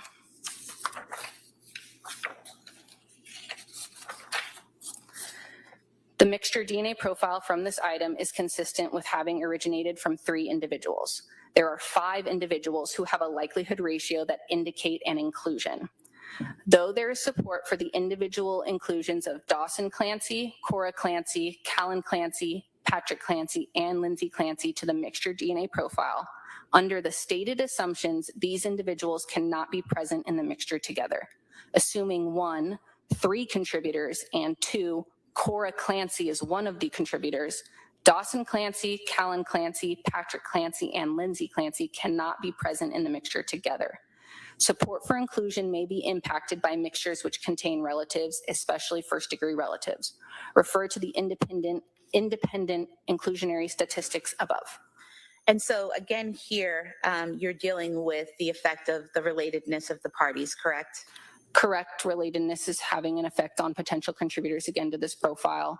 I'd just like to say that likelihood ratios are calculated independently for each person. They are not to show a likelihood ratio for more than one person or multiple people together in a profile. And again, because so much DNA is shared between potential contributors, that is why we're seeing some of the things we're seeing in this report. And for this item, the middle of the black exercise band, the highest number of possible inclusion was the 1.6 million times more likely if it originated from Cora Clancy and 2 unknown individuals, correct? Yes, the highest statistic for this item was a likelihood ratio of 1.69 million for Cora Clancy.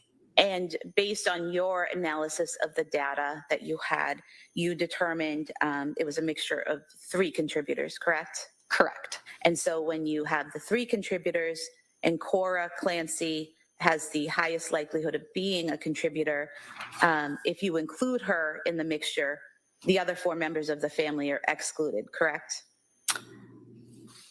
Assuming 1, 3 contributors, and 2, Cora Clancy is one of the contributors, Dawson Clancy, Callan Clancy, Patrick Clancy, and Lindsay Clancy cannot be present in the mixture together. Again, those statistics are all calculated independently and don't say anything about those people being in the mixture together. And moving on to some other work you did in this case, specifically some swabs from the back side of the house, some shingles on 47 Summer Street in Duxbury, items 14-1, 14-2, and 14-3. Did you do work on those samples as well and compare them to the known profiles of Dawson Clancy, Cora Clancy, Callan Clancy, Patrick Clancy, and Lindsay Clancy? Your Honor, may I refer to my second report for these items? Thank you.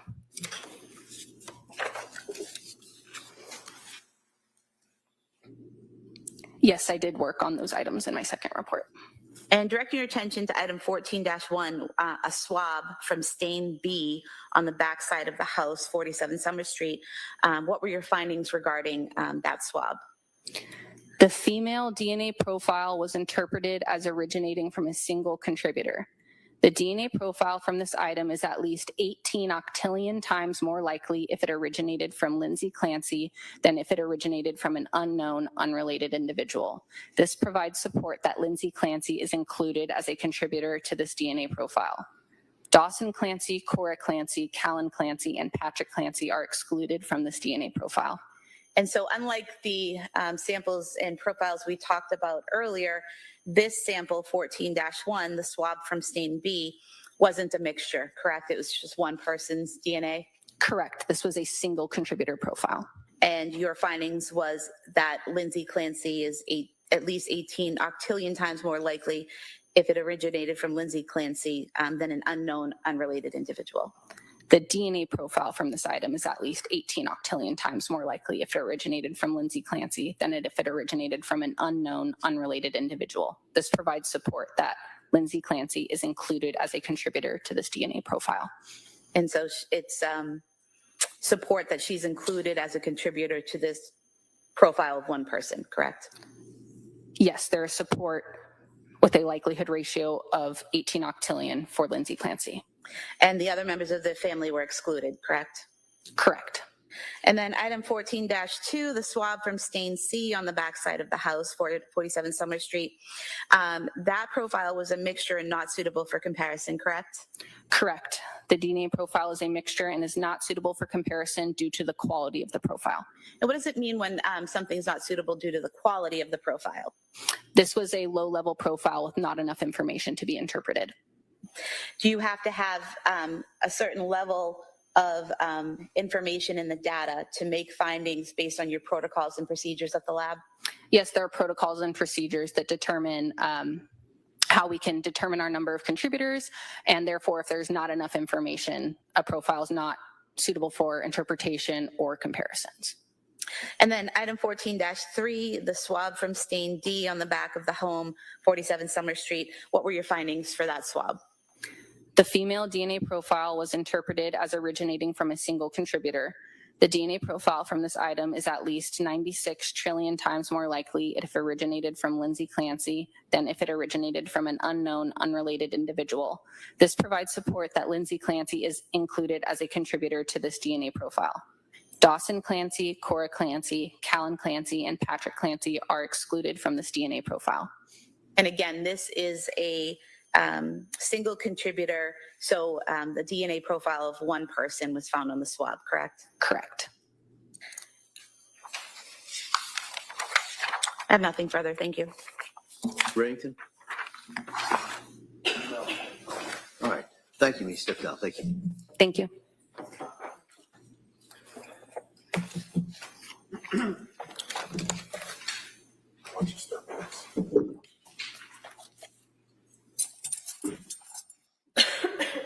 The Commonwealth would call Elaine Rossi as its next witness. Thank you.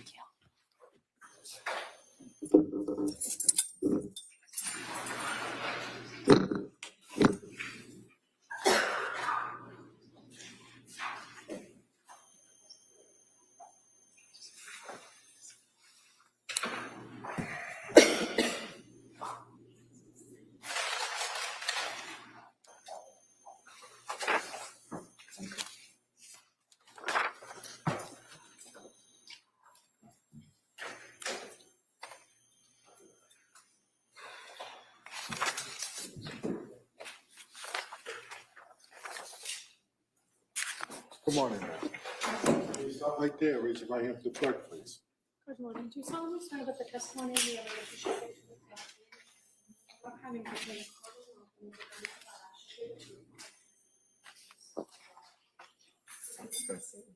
Let's just stop right there, please. Good morning. Good morning. Thank you. All right. Counsel. Thank you. Good morning. Good morning. Could you please tell the jurors your first and last name? My first name is Elaine Rossi, Can you spell your last name for the record? Rossi. And what city or town do you live in? I live in Kingston. What do you do for work? I'm a nanny How long have you been a nanny? for about 15 years now. In July of 2022, did you become familiar with the Clancy family? I did. And how did you become involved with their family? I answered a Facebook advertisement seeking a part-time nanny position. And who posted that advertisement? Lindsay did. And did she respond to your message? I responded to her message. Right. And so you said you were interested, right? I did. And then did she respond to you? She did. So did you have then communication back and forth with her about possibly taking on a nannying position for their family? Yes, we did. That was on July 22nd of 2022 that that initial back and forth occurred, correct? Correct. And as a result of your initial communication with her, did you end up setting up a time to come meet their family? We did. And how did that happen? Where did you meet them? I met at their residence in the backyard of their home. And that would be 47 Summer Street in Duxbury? Correct. And when you went to their home, were you able to meet the children? Yes. And how many children were there? 3. And who were they? Cora, Dawson, and Callan. And present at that meeting that you had in their backyard were also Patrick and Lindsay Clancy? Yes. And what was the purpose of kind of meeting at their home in the backyard? It was to get familiar with the kids, just for an introductory meeting. I got to hold Callan and play with Cora and Dawson a little bit and talk to Lindsay and Patrick. And so at that time, Cora was 4, right? Yes. And Dawson was 3. Yes. And Callan was an infant. Yes. Now, as a result of your kind of interview or interaction with them, what eventually happened with your relationship with the Clancys? Did you become their nanny? I did. And did you communicate with Lindsay about what the expectations of the job were going to be? I did. So what was your role or your expectations of the role? My role was to take care of Callan when she went back to work. Okay, and did you know when that was expected to happen? I believe right around Thanksgiving. And did you start working for them prior to that? Prior to November? Yes, I did. I started first week in September of 2022. And so while the original terms were for you to primarily watch Callan, did you take on a slightly different role in between September and November? I did. And so what were the responsibilities, or what did the Clancys ask you to do for the family during the time of September through essentially when you stopped working for them? It was to get to know the family, to get to know how they worked as a family, to get to know their schedule, and essentially mostly to take care of Callan. Occasionally, Cora and Dawson would be home, and I would interact with them as well. So going into it, you knew that you would sometimes be spending time with Cora and Dawson. Yes. But to your understanding, were they at the home all the time? No, they were at school. And other than caring for Callan, did you agree to take on some other responsibilities in the household? I did. And what were those responsibilities? It was food prep, light housekeeping, laundry, things like that. Was that something that you offered to do as part of your services, or were you asked to do it? I offered initially. I said those were things I did as a nanny for previous families. And what was your expected schedule going to be for the Clancys? It was 3 days a week. I believe it was 8:30 a.m. to 1:30 p.m. And was the 3 days a set schedule, or was the expectation that it might change? Initially it was set and then it changed. As far as your original expectation, fair to say, you were originally asked to do Monday, Tuesdays, and Thursdays? Correct. And then as you started working for them, you were asked to kind of adjust some of the days? Yes. And was that something that you could do? If I could, I would. And how about the time? You said from 8:30 to 1:30. Were the times flexible too? Yeah, sometimes it was 9 to 1:30. That was about the only difference. Okay. It was about a half hour. And how would you communicate with Lindsay? So we communicated via text a lot. Lindsay also had a notebook in her kitchen that we communicate. She would leave notes for me for the activities or the instructions for me for the day. Okay. And you said the week of Labor Day, that was your first week with the Clancy family, right? And primarily during that week, did you care for Callan? Yes, I did. Did they come to call you something particular as far as like a nickname? They called me Lainey. And that was something the kids called you as well as Patrick and Yes. Lindsay?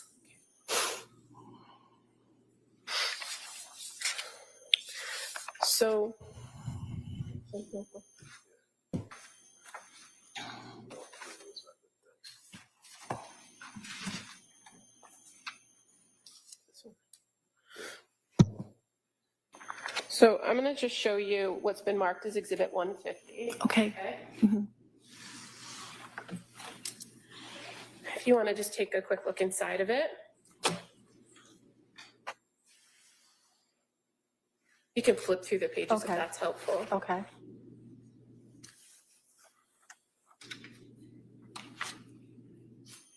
Does the handwriting in that notebook look familiar to you? It does. And fair to say there's two different handwritings, right? Did you come to know one of the handwritings as Lindsay's handwriting? I thought all of it was Lindsay's. Okay, but as far as the second set of handwriting, do you recognize? Oh, It's mine. Okay. I'm sorry. No, it's okay. And so is this the notebook that you would kind of communicate with her back and forth about Callan and his schedule? It is. And fair to say she left you pretty detailed instructions She did. on his care. Yes, she did. And you were aware that she was very particular about sleep and food and keeping on a schedule, right? Yes. And so that's the purpose of this notebook. Yes.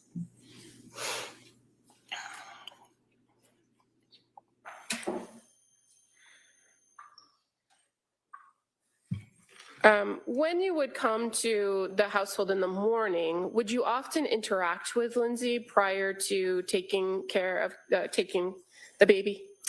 Sometimes if she was there, I would interact with her. Some mornings she wasn't there.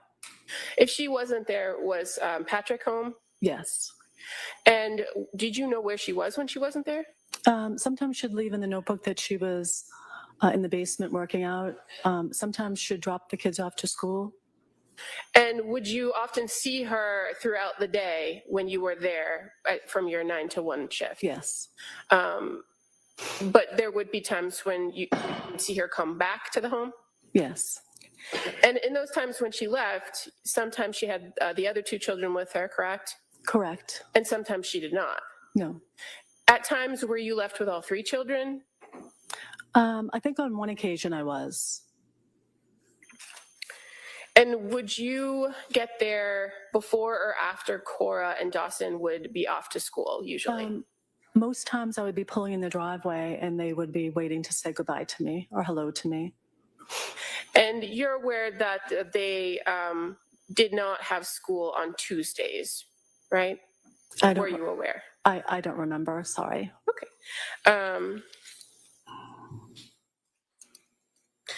When you started working for the Clancy family, was there conversation with Lindsay about Callan not taking a bottle? I don't remember that. Did you often feed him a bottle when you were caring for him? I did. And do you recall at one point that you actually videoed Callan taking a bottle and sent it to Lindsay? Oh, yes, I did. Yes. And that would have been on September 9th, correct? Yes. At this point, Your Honor, I'd like to just play a short video. Really, I object. I don't have let the jury see the video. Could I see?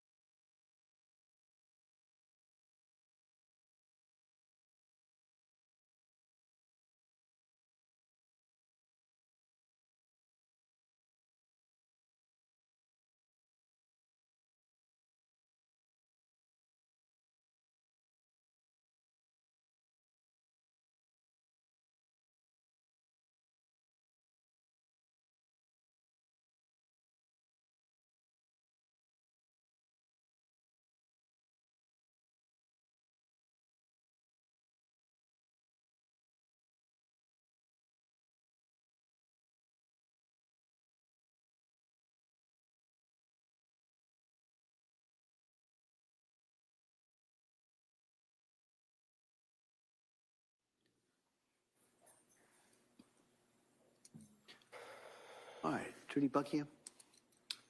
Your Honor. You love your Papa? He's loving it.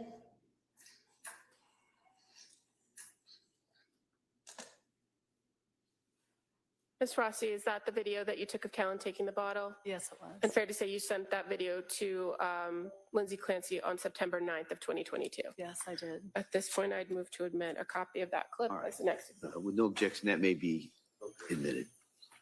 Exhibit 213.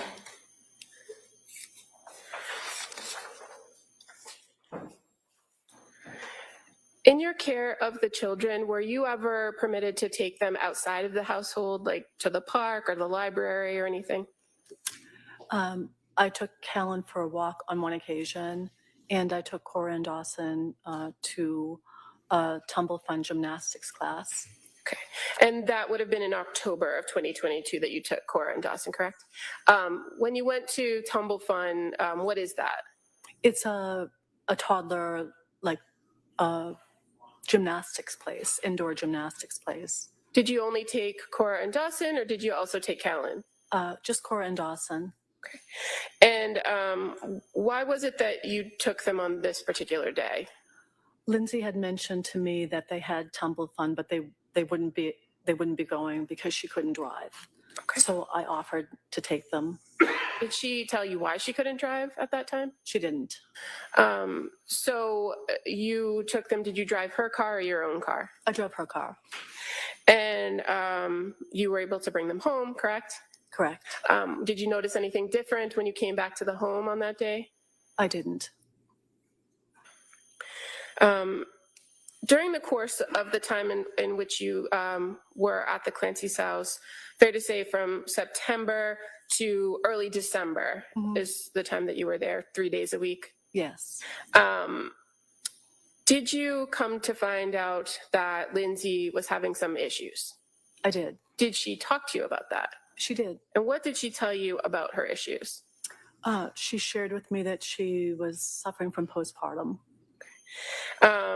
Now, when she shared this information with you, had you noticed anything different about her demeanor or her presentation around the house? I didn't at all.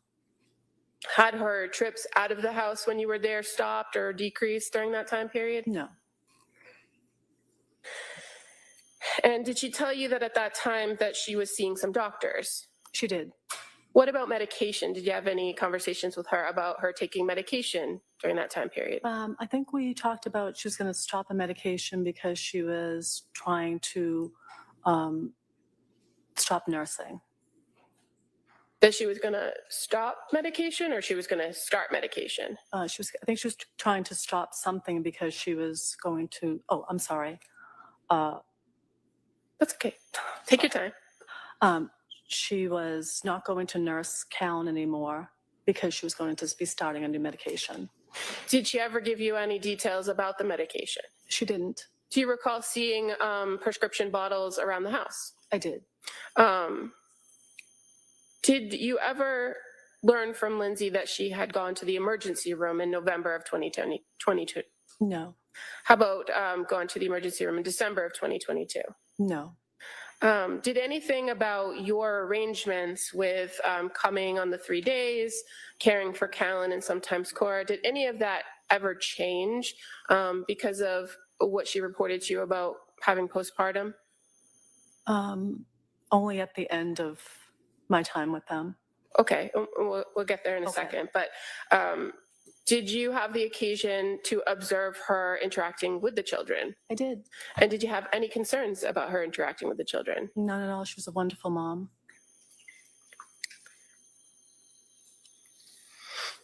Did she have any further conversation with you about maybe more specific sleep or sleep issues that she had been having during the time period you were nannying for them? She did.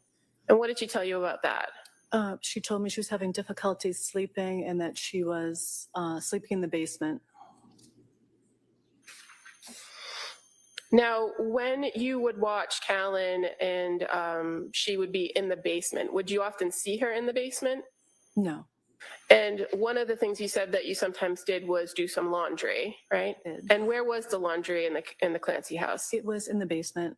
And so you'd have to go through that living room area down there where the couch was to get back to the laundry room? Yes, it was in the back. How about working out in the basement? Do you recall if you went down the basement stairs to the right that there'd be like a little area where there'd be weights and that kind of thing? Did you ever see her working out there? I don't recall if I did. Okay.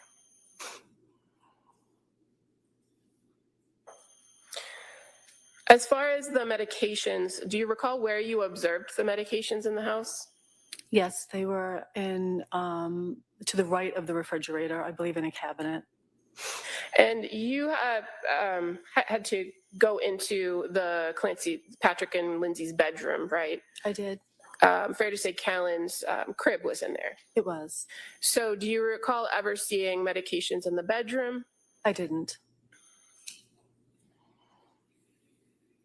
Now, you had mentioned that you knew Lindsay to be going back to work in November, correct? Were you advised, or did you know that she was originally scheduled to go back in October, but then bumped it back to November? I didn't know that. But as you began working for them, that November date was in mind, right? Yes. Moving to Thanksgiving of 2022, did something change about the plan for her to go back to work? Yes, I came in, I think it was a few days after Thanksgiving, maybe the day after Thanksgiving, and Lindsay was in the kitchen, and I had expected her to be asleep. Why was that? Because I thought she was working that shift, that Thanksgiving shift. And she told me that she wouldn't be going back to work.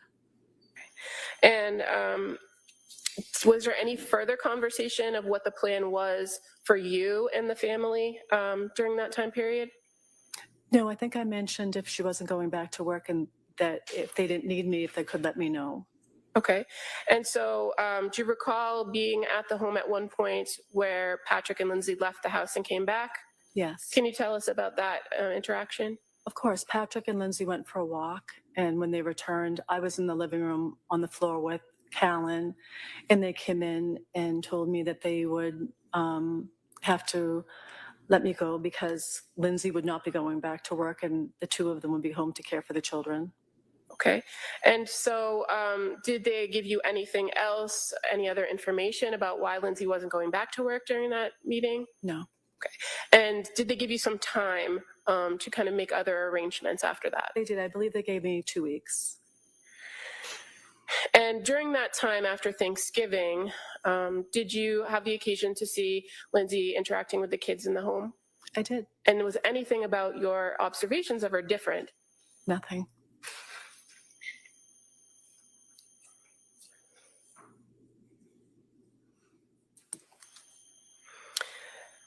Now, the kids themselves, you had the occasion to spend some time with Cora. And how would you describe Cora?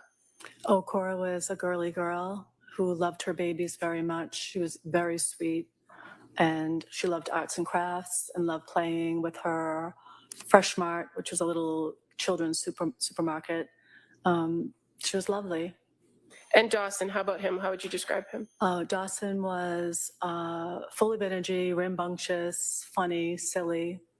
Did you ever have any problem watching Dawson or keeping him under control? Or Not at all. I was only with him on a handful of occasions.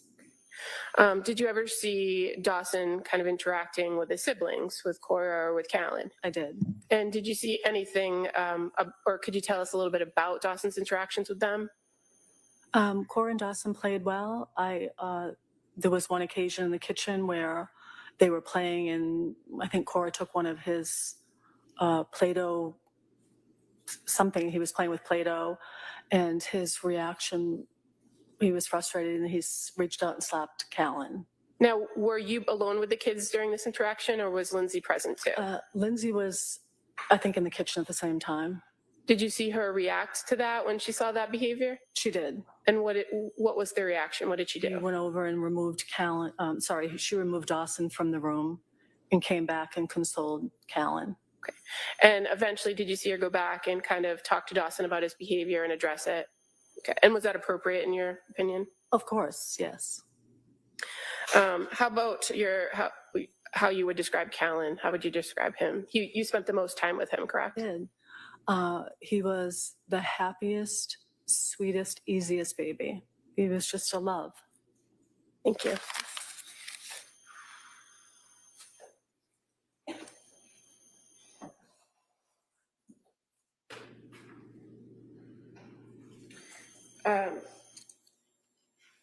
If Lindsay had told you in one of these exchanges, and again, you exchanged mostly either in this notebook or via text, right? Correct.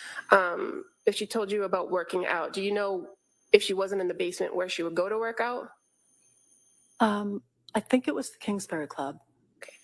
And as far as when you stopped working for them, do you remember exactly when it was? You said maybe 2 weeks after I think Thanksgiving. it was December 8th or December 10th. And in the time that you were with the Clancys in their households, caring for their kids, interacting with Patrick and Lindsay, did you ever have any concerns that the children were not safe? No. Thank you.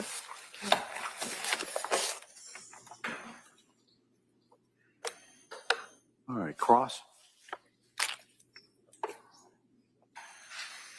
Morning. Good morning.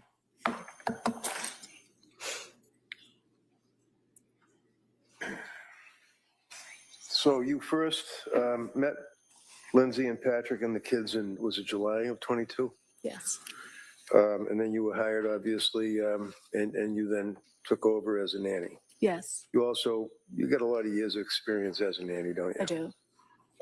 And this was that you wanted to kind of pick up some more hours, and that's why you fortunately reached out to the two of them and ended up taking care of those Yes. kids. So from July until, what was it, November after Thanksgiving, or was it early December that they had the walk, and then they came in and told you that she was going to Early be home? December. Early December. And you all left on good terms, right? Oh, wonderful terms. Yeah. I mean, you guys stayed in touch with each other. You texted them Christmas, things of that nature, right? I did reach out to Lindsay to wish her a Merry Christmas. Did she respond? She did. Would you agree that on March 1st of 2023, the state police interviewed you for about a half hour or longer about your observations of the Clancy family? Yes. Do you recall that the trooper, were there one or two of them, if you remember? I believe there were two. Yeah. Do you recall the trooper asking you questions about your observations of the Clancy family with particular focus on Lindsay? They were asking you about how well you knew her, what you thought of her, what she did as far as a mother in your presence. I'm sorry, I can't really hear you. I apologize. They wanted to know what kind of a mother she was, right? Yes. And you were able to respond to that, right? I did. They also wanted to know any observations that you had about her use of prescription drugs, right? Yes. And you were forthcoming on that as well, right? They also wanted to know whether or not you observed or she made any statements about any symptomology or symptoms that she might have been having that were causing her difficulty, right? Yes. Do you recall indicating to the troopers that, in your opinion, that she was a loving and a doting mother? Yes. Can you tell the jury what that means? I mean, what did you observe about what did you observe about her as a mother interacting with her kids? I observed a wonderful mom who loved her kids, she was very concerned with their safety. She was very concerned with Callan's eating and sleeping. She was a wonderful mother. And the district attorney asked you questions about what apparently is Exhibit 150 in this case. And that's the book that she would write notes to you on, and then you would on occasion write notes back to her. Is that right? Yes. So when the district attorney asked you to identify her writing, so like also there were like photographs like that in the book as well, right? Mhm. You know who would draw that? Would she draw that or would you draw I that? think I drew that. You do that one? Yeah, I think so. And for example, Thursday, September 29th, it says Callan last fed time Put him down for a nap at 9:35 with a smiley face. We will be home. Clean the clothes in the dryer if you get to it. And then Kellen up at 10:45. And then some scribbling mark on the bottom. That's an indication of the type of notes that she would leave for you. Correct. Would she also leave notes for you to the effect of cutting up sweet potatoes and cutting up celery and things in 1-inch squares so that the kids to eat? Yes, food prep, yes. Did you find that to be overbearing or Well, not at all. you didn't find that to be controlling, that she was trying to exert a control over you, did you? Not at all. Felt that was appropriate for her to tell you about the cutting up of the vegetables and squares and things? Yes.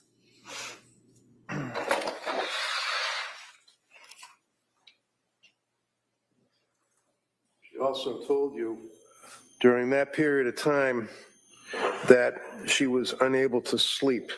Isn't that right? Correct. Told you that lack of sleep was becoming a significant impact on her life, and that she had to see doctors and was on medication for that, right? Correct. Again, the troopers were questioning you and directing you on your questions or your answers. And at one point, do you recall saying to the trooper, I loved my Lindsay? I loved my Lindsay. Yeah. I don't recall saying that. Okay, did you? Do I love Lindsay? Yeah. I did love Lindsay, yes. Now, when was she sleeping in the basement? Do you remember that? Do I know when or why? When was she sleeping in the basement? I honestly don't remember. Okay. Do you remember if I suggest to you that it was around the end of November, mid-December, that she was sleeping in the basement for a period of time? If you remember. I don't remember, I'm sorry. Okay. Did she indicate to you why she was sleeping in the basement? I don't think she did. Would you agree that she was forthright with you as far as telling you what was going on in her life, as far as her concentration and her inability to sleep and things of that nature? Yes. Sustained. Would she tell you about those problems that she was suffering? She shared with me that she had postpartum and that she couldn't sleep. And as a result of that, you were pretty concerned for her, weren't you? I really don't know much about postpartum, but I would always ask her how she was feeling Right. or how she was doing. And in fact, you noted that in addition to the inability to sleep, that she would speak about that she was unable to focus. Do you recall her ever saying she had difficulty focusing on things?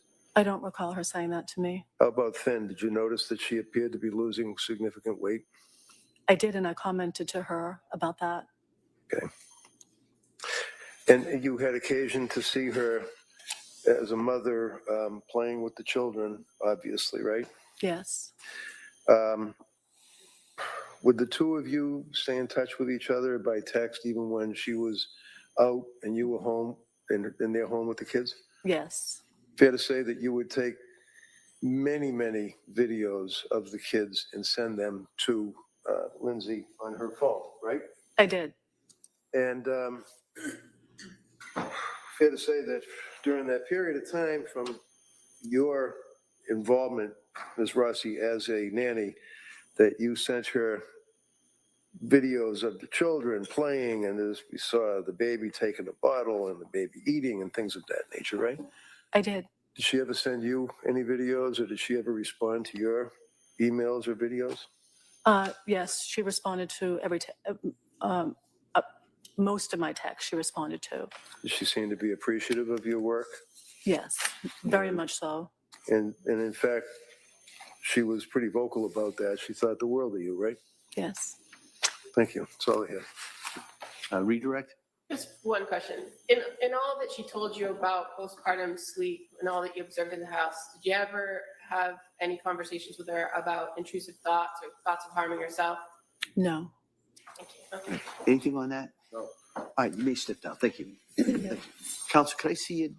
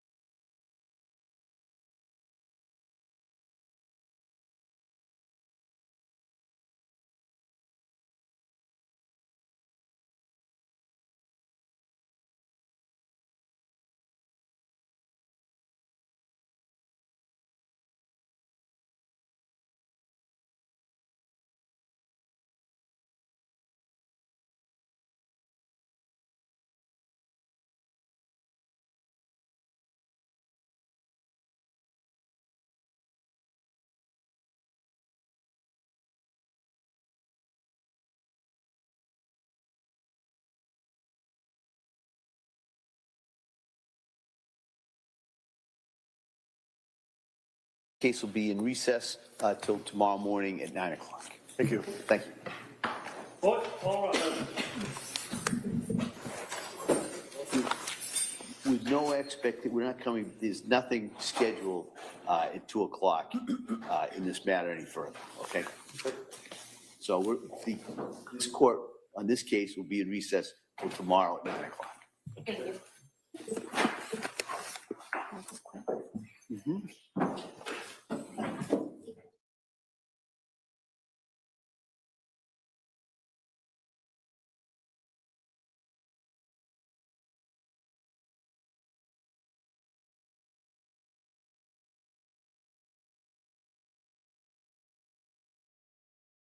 I'm going to go on live, so I'd like you to be as quiet as you can, okay?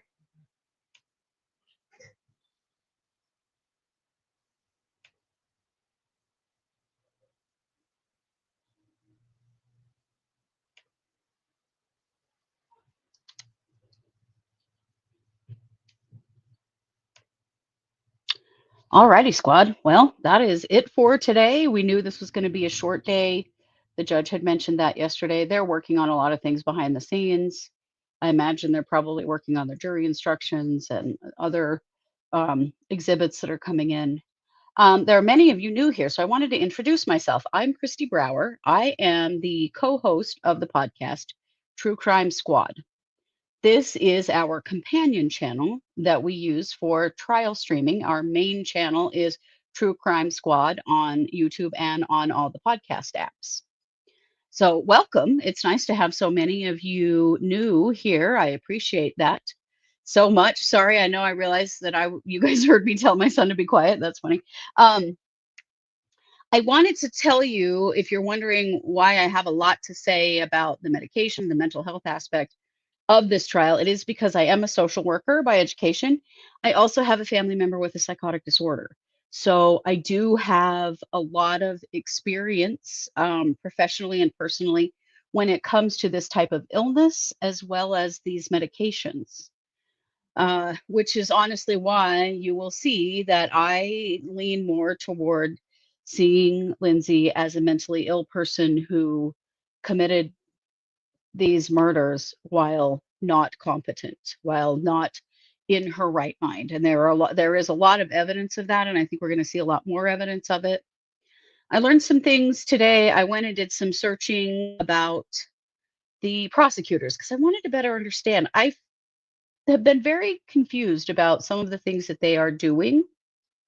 And also, yes, agreeing with the chat, best chat ever. We have a very kind chat here. We do not allow any trolling. We do not allow meanness. That's not tolerated here. So if you're looking for a kinder place to land, you are certainly allowed to disagree with one another and to disagree with me. That's okay. But we don't allow attacking and that kind of thing. Gosh, just lost my train of thought here. But you will see, and some people tell me I have a bias, and I mean, we all have a bias. Everyone does. But I do see the evidence of the mental illness here. I also, the prosecutors. So these two prosecutors work as a team, and they prosecute primarily child abuse and domestic violence cases. And that's helped me to better understand their approach to this case. They're just basically ignoring the mental health aspect and prosecuting this is just straight up child abuse murders. And unfortunately, I think this case is a lot more complex than that. And not to minimize at all what Lindsay did or the loss of these children or the grief caused to Patrick and everyone else in their family. This is horrific, and it's horrific in every way.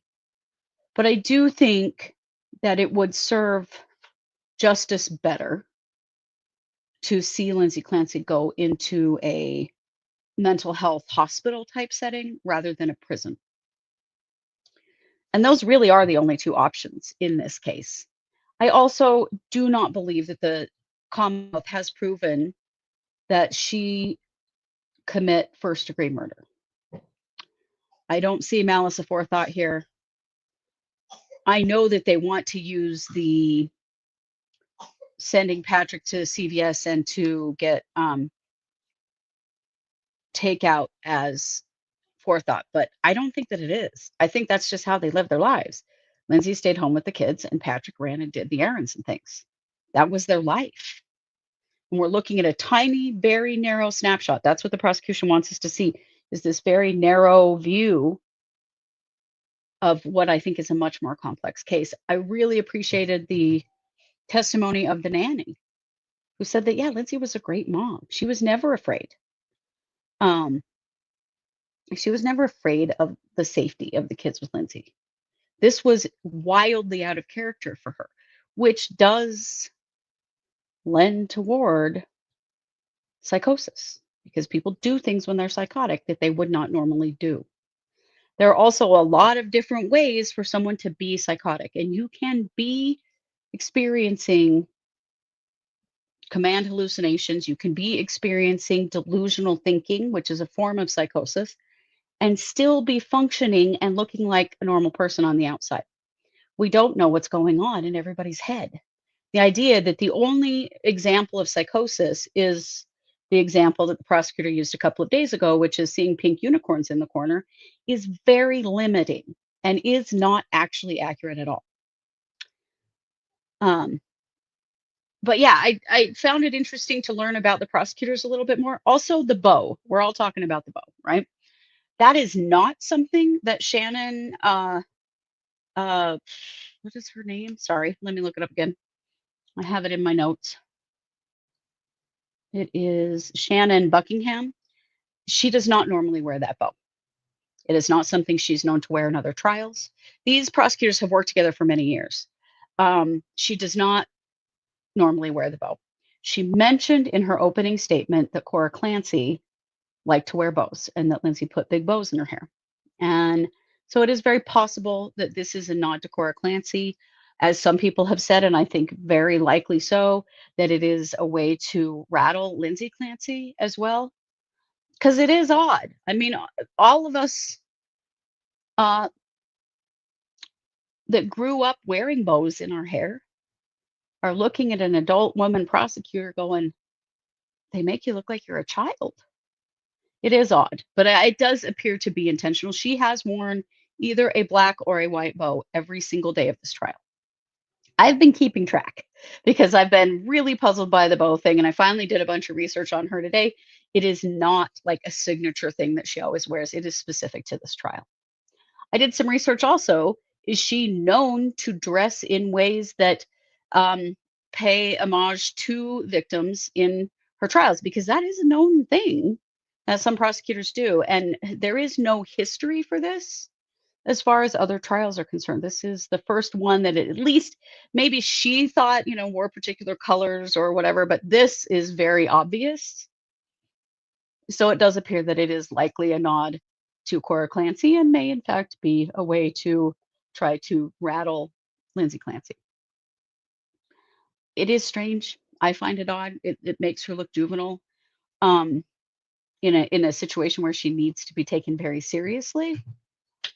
But to each their own. It's clearly a conscious choice. A lot of the evidence today, like yesterday, was kind of inane and pointless. Like the DNA, for example. The defense is not disputing any of the evidence and is not disputing that those exercise bands were used to strangle the children and that Lindsay Clancy did it. She is not disputing that she killed her children. And to still put the jury through that mind-numbing testimony is an interesting choice. I did appreciate the toxicology texts that were in today, particularly the second one. He talked very specifically about the medication that was in her blood. And there are a couple of medications that were in her blood that are very important to the defense. The one is lamotrigine, which is Lamictal. Lamictal is first an anti-seizure medication, but is also used to treat bipolar disorder.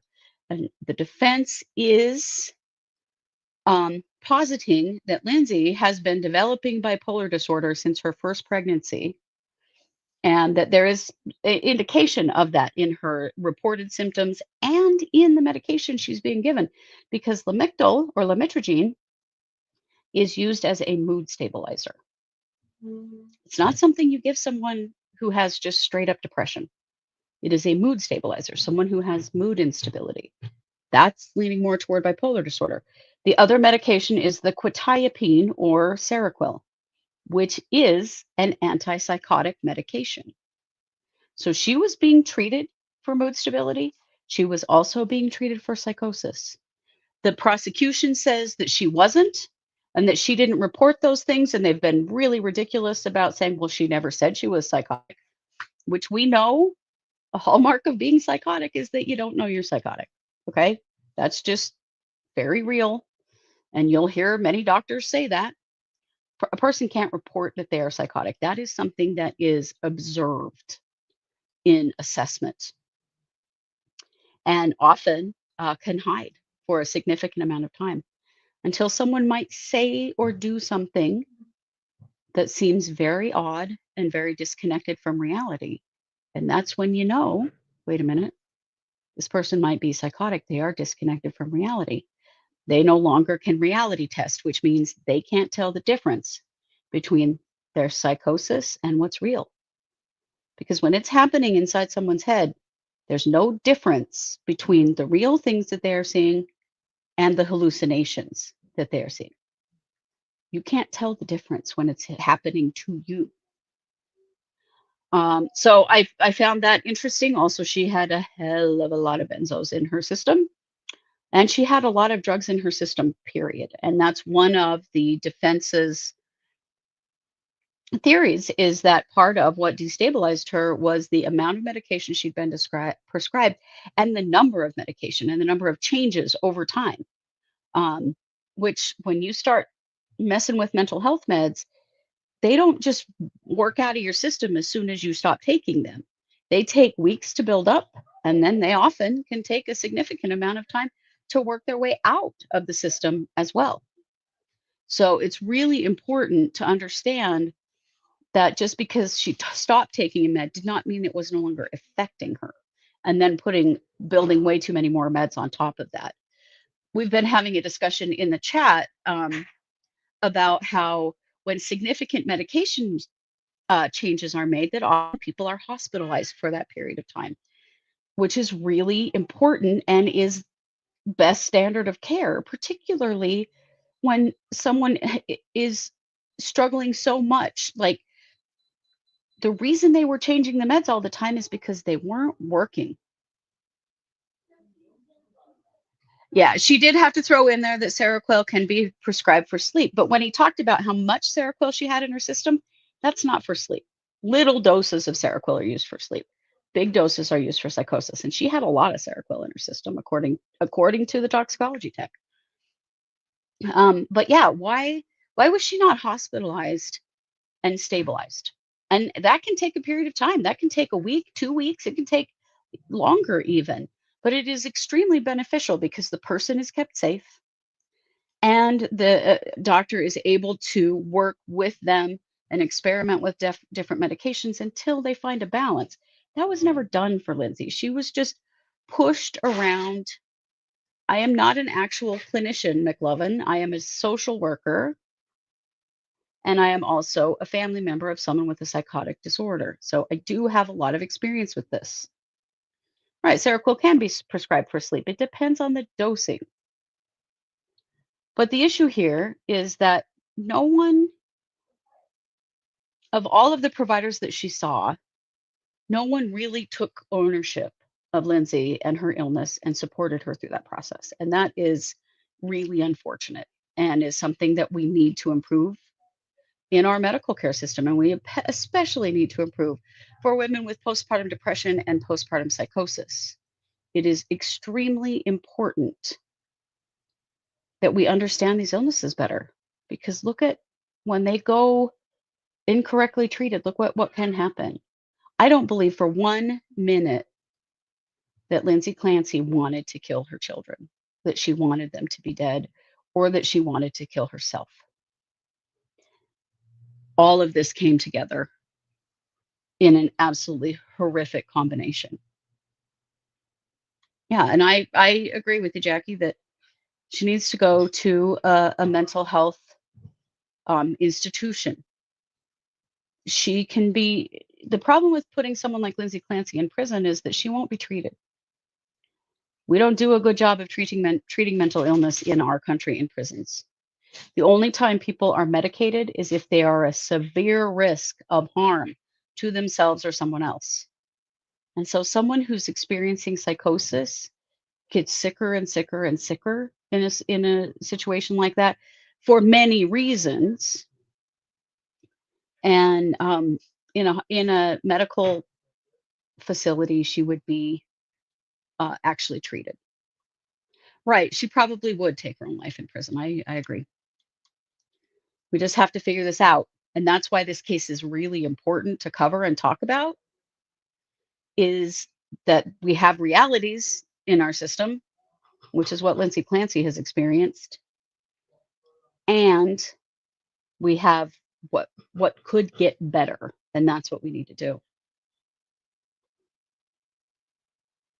Right. Right. So, Seroquel is useful for many different things. Appreciated. Definitely. But right. Yeah. Insomnia related psychosis, which it appears may have been part of the issue with Lindsay. She had a terrible time sleeping. And if you listen to a couple of days ago, they were reading from her journals. She had become very paranoid about her baby, Callan. Callan, every time he cried, the cry seemed wrong. He cried too much. He seemed like there was something the matter with him, and she couldn't figure it out. She was having trouble bonding with him. Sometimes when people are psychotic, well, not sometimes, a lot of the time when people are psychotic, they know something is wrong, but they don't perceive that the problem's in themselves. It gets projected out onto someone else. Often that is a family member, a partner, someone close to them, a child, where the wrongness of the situation is manifesting in a way that is not reality. And it seemed to me, in what was being said about the issues that she had with Callan, that she was projecting that out onto Callan, and that's where the psychosis was manifesting itself. Yeah, as Patrick said, I didn't marry a monster. I married a woman who got sick, right? Christy says, I was talking with a coworker about this case yesterday. She shared that she had PPD after having her first child, and it took 5 years to be resolved. So her first child is her only child. She never dared have another baby. Yeah. Gabriel says, someone in my family is in prison and they have Parkinson's, and it's an absolute nightmare. They constantly mess up her meds. It's a nonviolent crime. Yeah, it's not a good place for folks with mental illness. Prisons are not. It's not a safe place for people with mental illness either. So that's what we got today. Pretty interesting. I still don't see any evidence of premeditation. They're interpreting some things that she did as premeditation, but where's actual evidence of Lindsay saying, I want to kill my kids. I'm planning to kill my kids. She wrote everything down, you guys. Did she write it down? She clearly didn't, or they would have shown that already. I just don't think the intent is there.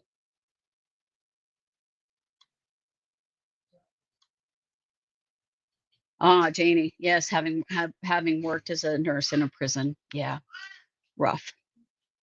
Right, 50 milligrams for sleep, 400 plus for psychosis in Seroquel, exactly. Yeah, I've seen both dosages used in my own family member. And I'll tell you what, they're like two different drugs at those two different doses and their impact. Shara says, I wonder if she came to herself. Sorry, my chat jumped. I wonder if she came to herself after she killed them and realizing what she had done, then tried to kill herself. It's possible, but I actually think it was probably all one action. That all she knew to do was to just take everybody out because she could not resolve what was happening in her own head. I mean, she was not kidding about taking her own life. She took an overdose. She cut her wrists and her neck, regardless of how so-called superficial the prosecution wants it to be. She did those things, and she threw herself out a second-story window and blew up some of her vertebrae, causing herself to be a paraplegic. She was not kidding in that suicide attempt. Right. Gabriel, it's very true. This trial is about science. But that's not how it's being presented at all. It's being presented as a straight up child abuse murder trial. That's what the prosecution, that's their take. It's not landing for me. I know many of you have said it's not landing for you. I wonder how it's landing for the jury. What are they thinking about all of this? Something that we just don't know. That's the wild card. One thing I can tell you, I think, is that they are heavily affected by everything that they're hearing. The way that the judge is so careful with them, and all of the days are short. Even this day is a half day, but even the regular days are short. He is being very careful about how much he is throwing at them at once. And he very often will be the one to call for a sidebar and then tell them we're done for the day. They can only take in so much because of how traumatic this experience is. Let's see, Janie says this is so common in psychiatric illness. They fall through the cracks, especially it is seen as less than serious, especially when female. It's true. We know that's true in our system. We also know that is especially true in mothers. Mothers are just supposed to love their children and do everything perfectly. That is what our society says. And so women who don't feel that way and can't experience motherhood that way because of a mental illness are stigmatized. They're not helped, they're stigmatized. And we're seeing that. Right, Shara, she definitely tried to kill herself. It was not a half-hearted attempt. Yeah, it definitely was not.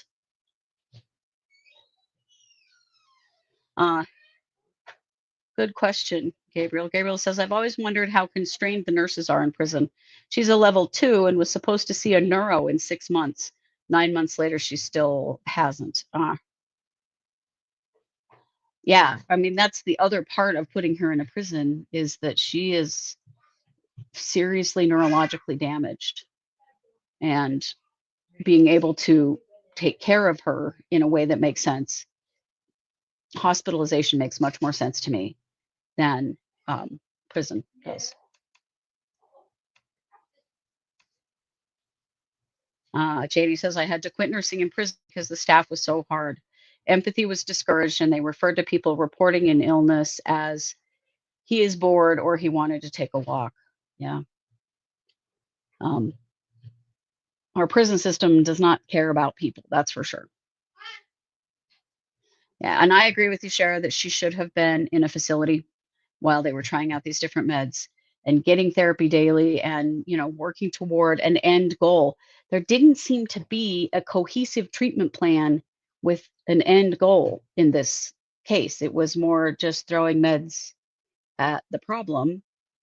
And a lot of her appointments, because it was still COVID, were done by Zoom, which honestly in mental health can be real dicey.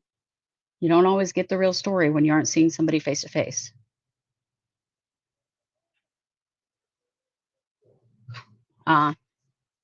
Yeah, the sleep training her baby was very, very traumatic for her. Lindsay was obviously in a really fragile state. And I think that Patrick did the best he could at the time. He's the only person working in the home.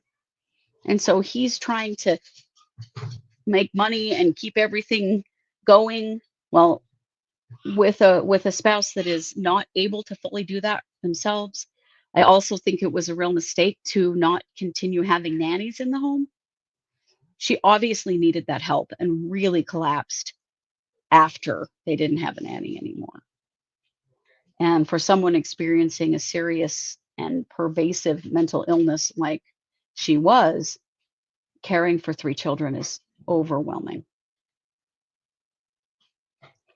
All righty. Well, thank you very much. Yes, Lindsay is on house arrest with an ankle monitor. Well, oh, I wanted to say this. Some people have commented about how flat affect she is. She's very likely medicated. She is on house arrest, and so she's very likely being treated now. I will not say she's always flat, though, because she has cried a lot in this trial. And she has tried to hide the fact that she's crying because she's not supposed to cry in front of the jury. That is something that she has for sure been talked to about from her attorney. But she has cried a whole lot. But she is pretty flat, but I do think she's likely medicated. It's a good point, Gabriel. Gabriel says, I think part of the public blaming him is because we didn't blame Andrea Yates' husband when we should have. Right. And that was a really different situation because Andrea Yates' husband had been told, you should not be having any more kids, and Andrea should not be left alone with your children. Those things were not said to Patrick. Nobody told Patrick that, like from a clinical standpoint. They did tell Rusty Yates that. And he got his wife pregnant again, and he left her alone with their children. So a little different. Oh, wow. Janie says, my son was killed 15 years ago. I'm so sorry. And I had insomnia-related psychosis. I had no idea what the hell I was doing. It's lucky I didn't kill my remaining child or myself, right? It's a very dangerous time. So I take it they don't think she will attempt suicide, or she's being supervised. Her attorney said in his opening that she still wants to take her own life every single day. Can you imagine living with what she's done? I can't. Yeah, she is continuing to be a suicide risk. Alrighty, well, please be sure to like this video, subscribe to this trial or to our trials channel, and hit that bell so you see when we go live. I will be covering every single day. Also, come find us over on our main channel, True Crime Squad. We are covering this case along with lots of other cases as well. We have a great chat. We have a lot of fun. We do 4 live shows a week as well as trials, so we're around a lot.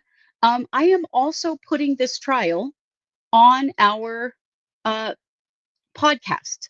So for Spotify, Apple, all of those places, I take the trial, I take out all of the breaks, fix the audio if any of the audio is rough in the courtroom, and then I put it up as an episode on our True Crime Squad podcast. So if you ever just want to listen to the trial when you're commuting or whatever, you can.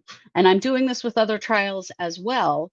That is something that a lot of people have asked for. So that's something that we offer over on True Crime Squad as well. And then it's always here on our YouTube channel as well too. But if you just want to be able to listen to it, and it's sped up so that there are no breaks, so it goes real fast, you don't have to wait. Absolutely, I am excited to be here, and I appreciate all of you. Thanks so much for joining me, and you know it, I'm Christy with True Crime Squad Trials.